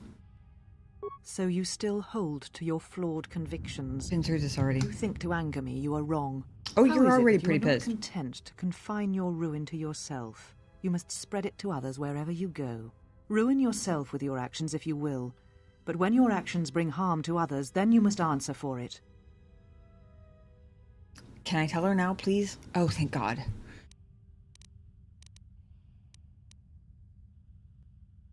They didn't even change the wording, so it's yes. Thank you. Finally. My crime. The Sith destroyed progress, not me. The Sith? What do you mean? Well, if you hadn't already decided who is to blame, maybe you'd already know this.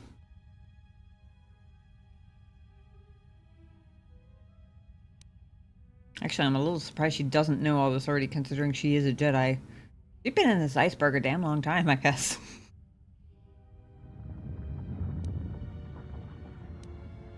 Sith have returned, and they're hunting all the Jedi. You speak truly. You have encountered the Sith. I can feel the scars on you. Tell me, where did you encounter them?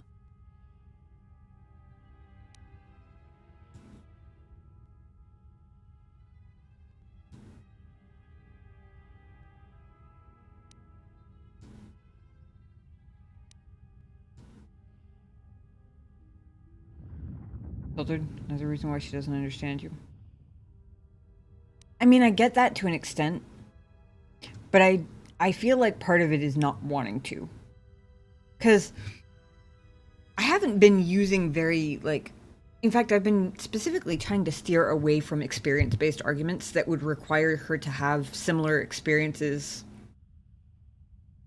to resonate with. Does that make sense? That's why I didn't go with that based on my experience, whichever version, whichever part of the dialogue that was in, is because I figured she probably didn't have similar experiences to draw from, so it probably wouldn't mean anything to her. I guess chalk one up for the Force coming in clutch to, like, basically wallop her upside the Force and be like, dude, this is true, what the fuck? Pay attention, she's telling the truth. It's kind of how I imagine that.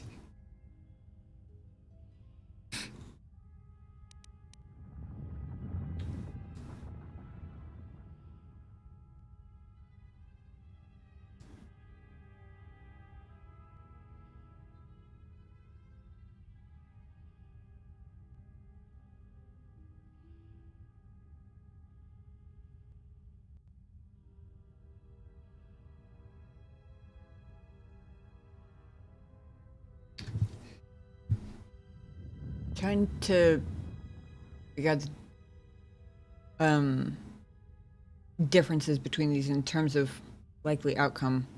Like, the third one she could see as me being stubborn, since I'm not volunteering other information.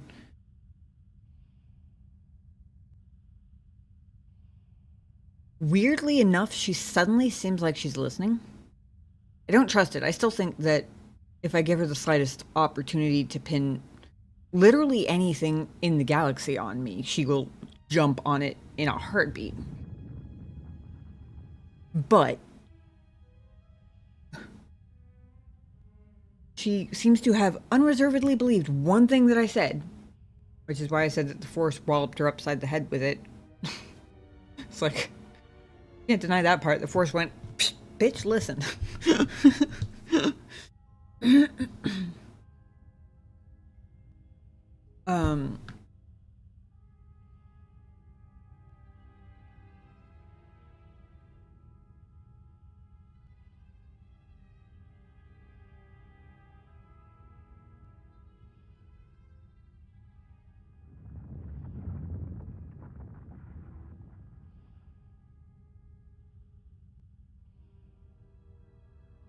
I did tell her they were hunting all Jedi.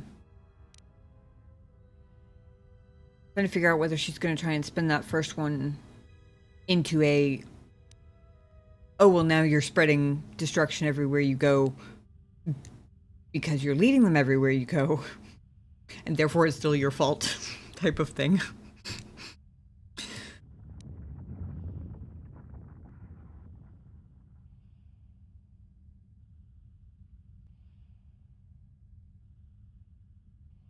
Second one is a little odd in terms of wording, but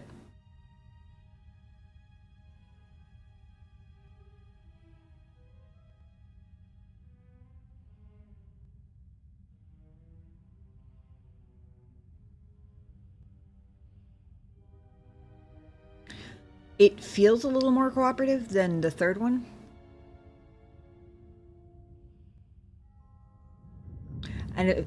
And a little less likely to be brushed off as still my fault than the first one, I guess. I'm not sure I fully understand whatever the implications of the second one are, but we're going with it because it's, good lord, it's 3:40 in the morning. God damn it, I did it again. I had one week where I was really good. And I got off at like 1:15. Oh well.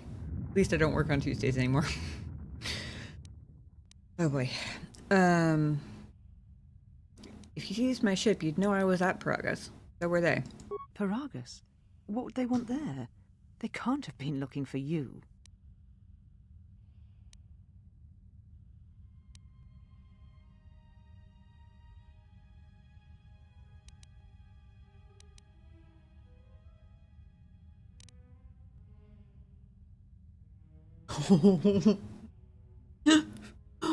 Wow.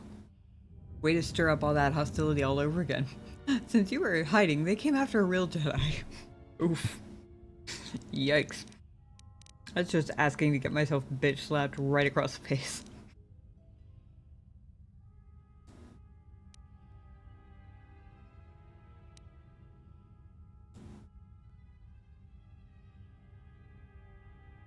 I'm trying to remember. Okay, somebody tell me if I dreamed this or if it actually happened. Did I have an interaction with somebody at some point where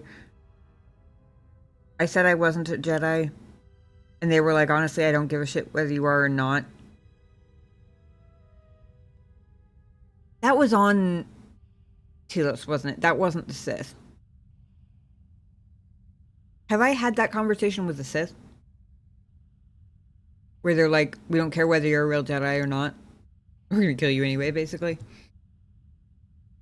I feel like that was the exchange guy? Either the exchange guy or the... No, exchange guy.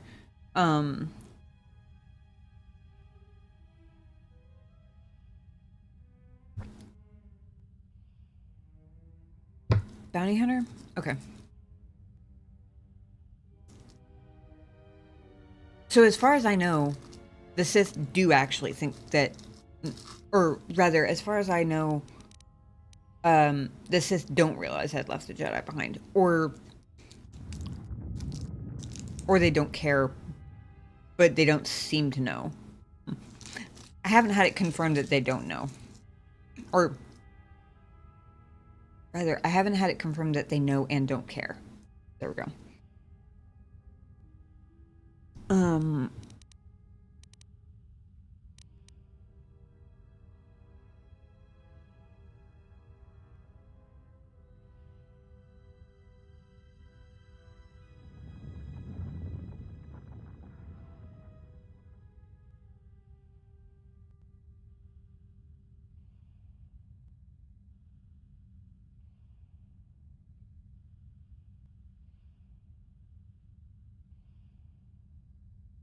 I'm not sure I want to tell her that they believe me to be the last Jedi because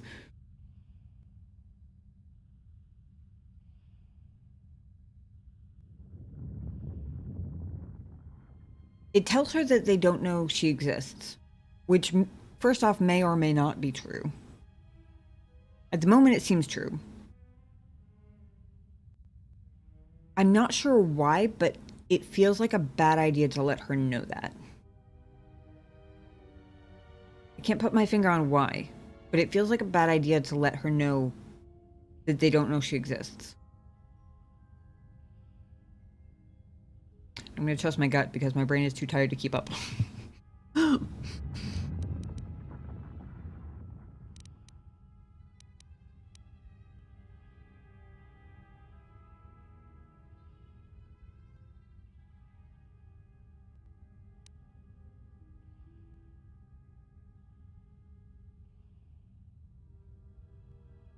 I'm not going with number 3 because, well, I was going to say because I know that they were looking for me.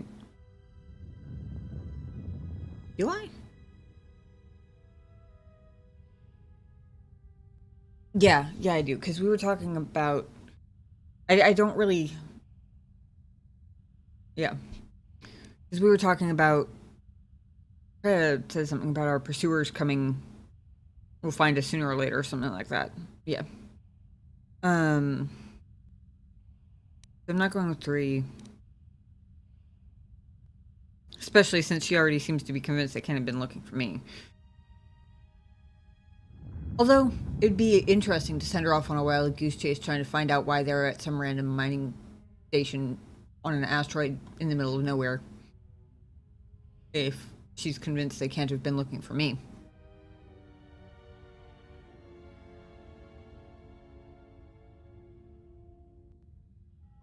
I wonder why she thinks they can't have been looking for me. Not Jedi enough, I suppose?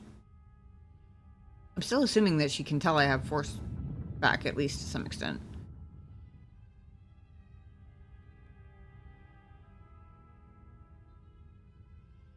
Also, I don't think they especially care whether I call myself a Jedi or not. And I feel like somebody's confirmed that. I feel like Freya or somebody said, yeah, it doesn't really matter whether you call yourself one or not, because you were one. And that's the part that matters, or something like that.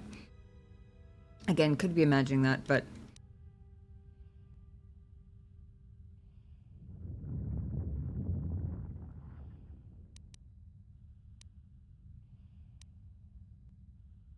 I think I'm going to go with number 2. Partially by process of elimination and partially because... it reinforces a sense of shared threat.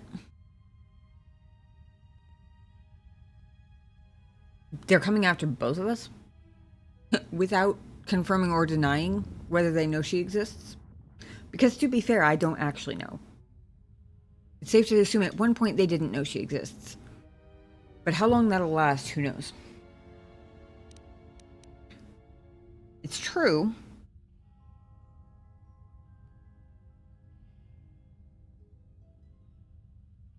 And it implicitly puts us on the same side, which I think is beneficial in this instance. It also has the satisfying effect of very subtly just sliding in there the implication that I am in fact still a Jedi. They intend to, at least as far as the Sith is concerned, someone considers me still a Jedi, even if you don't. They intend to exterminate all Jedi everywhere. There are no more Jedi, except I. Like you, they turned from the Order, and now only I remain. If these Sith attacked you, they will soon realize their mistake. And if you escaped, they most likely let you go to see if you would lead them here.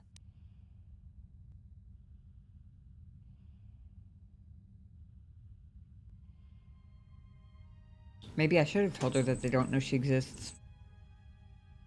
Or put a little leak in that balloon of self-importance she's got going on there. It's a pretty tough balloon, honestly.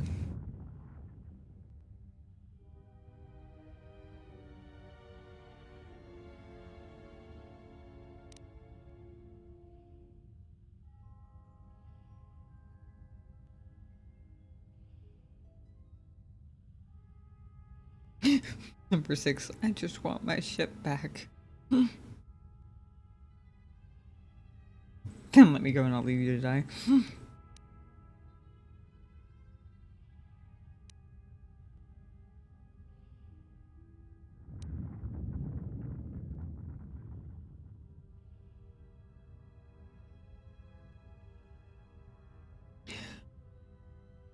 I don't think I was followed. Just feels like one of those famous last words in a movie right before you start getting bombed by the Sith. In fact, it feels like such a perfect line for that I don't want to pick it just in case.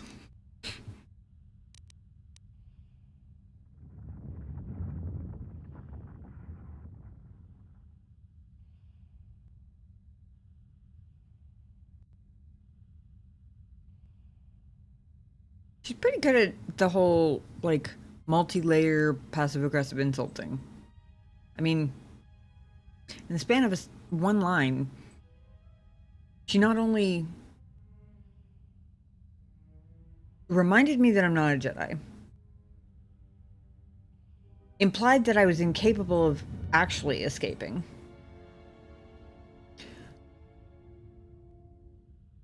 insinuated that she was the only reason anybody could possibly, like, getting to her was the only reason anybody could possibly want me to begin with, and that I'm dumb enough for that to have happened. That's a lot of insults for a single line, where she actually didn't say any of that outright. Reminds me of a frustrated Vulcan.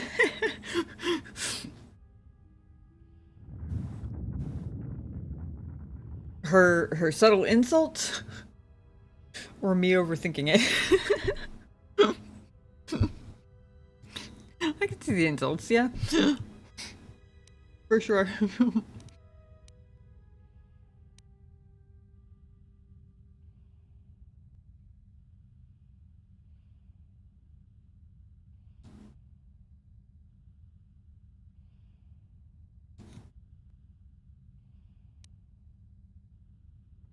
Is there... I'm gonna ask first because I'm not sure I'm gonna get another her behavior fair.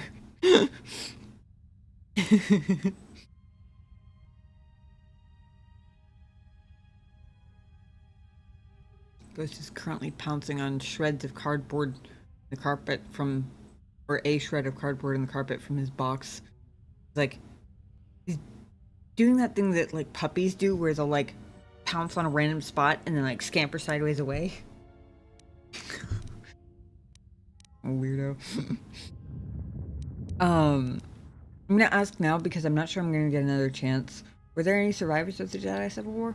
I said I was the last of the Jedi, Exile, and I did not speak falsely.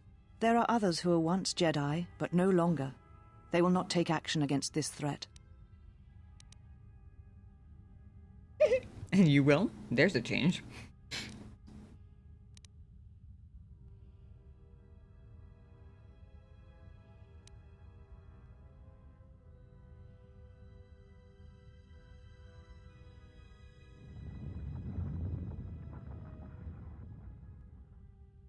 That's the lack of experience speaking. Not the specific sentence, but she's still prioritizing the high and mighty moralizing over the threat of survival. Can only be done by somebody who's never had to face her own possible demise before in any, like, real, tangible, immediate sort of way.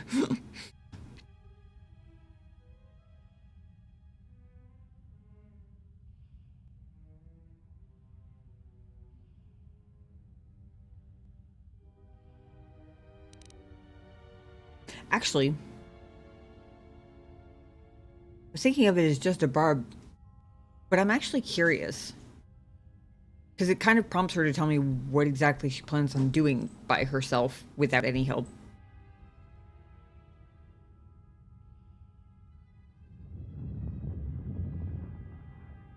I'm a good guy. But you guys know I'm no angel. I am not infinitely patient, nor am I infinitely benevolent. And she is irritating as fuck. I can't bring myself to benevolently offer her my help, knowing she's just going to turn around and scoff at it. Because she is. Because she hasn't felt the threat yet. I'm sure of it. And you will? There's a change. I have your ship. I will return it to you.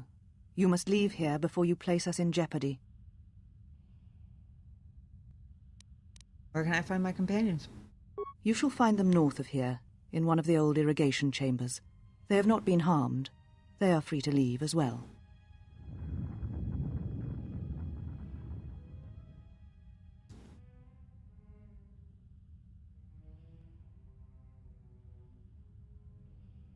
Then I'll be going. Take your ship, then. I don't care where you go, just leave this place. Leave Telos. We shall remove her, mistress. Come with us.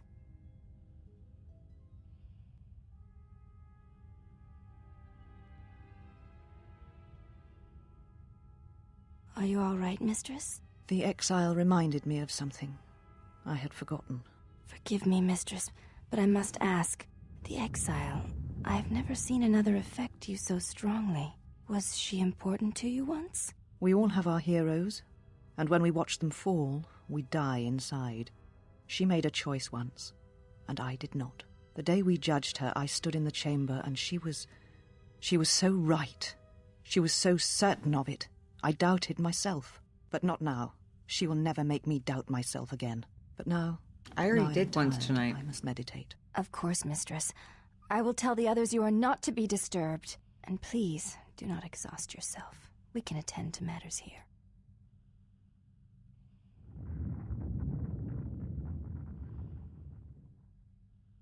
Thinks herself the only Jedi worthy of the title.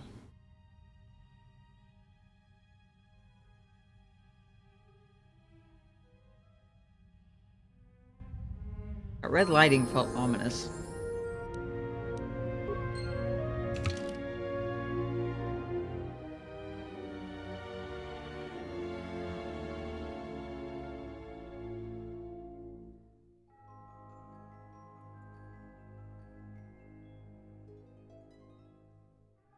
One thing I will give Obsidian.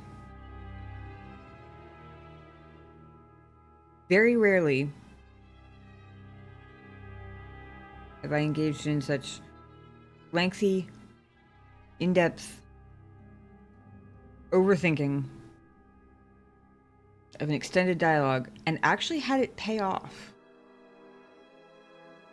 in basically the way, like, to where as I was going through it, I could kind of see the direction it was going, and I could kind of start, like, choosing my responses accordingly, because it was long enough to start seeing patterns in her responses. Part of it's the length, but part of it's also the consistency of certain types of answers, making her, like, sidestep a little here, or, you know, try and ignore you, and then if you push back, then she sidesteps, that kind of thing. That was really interesting.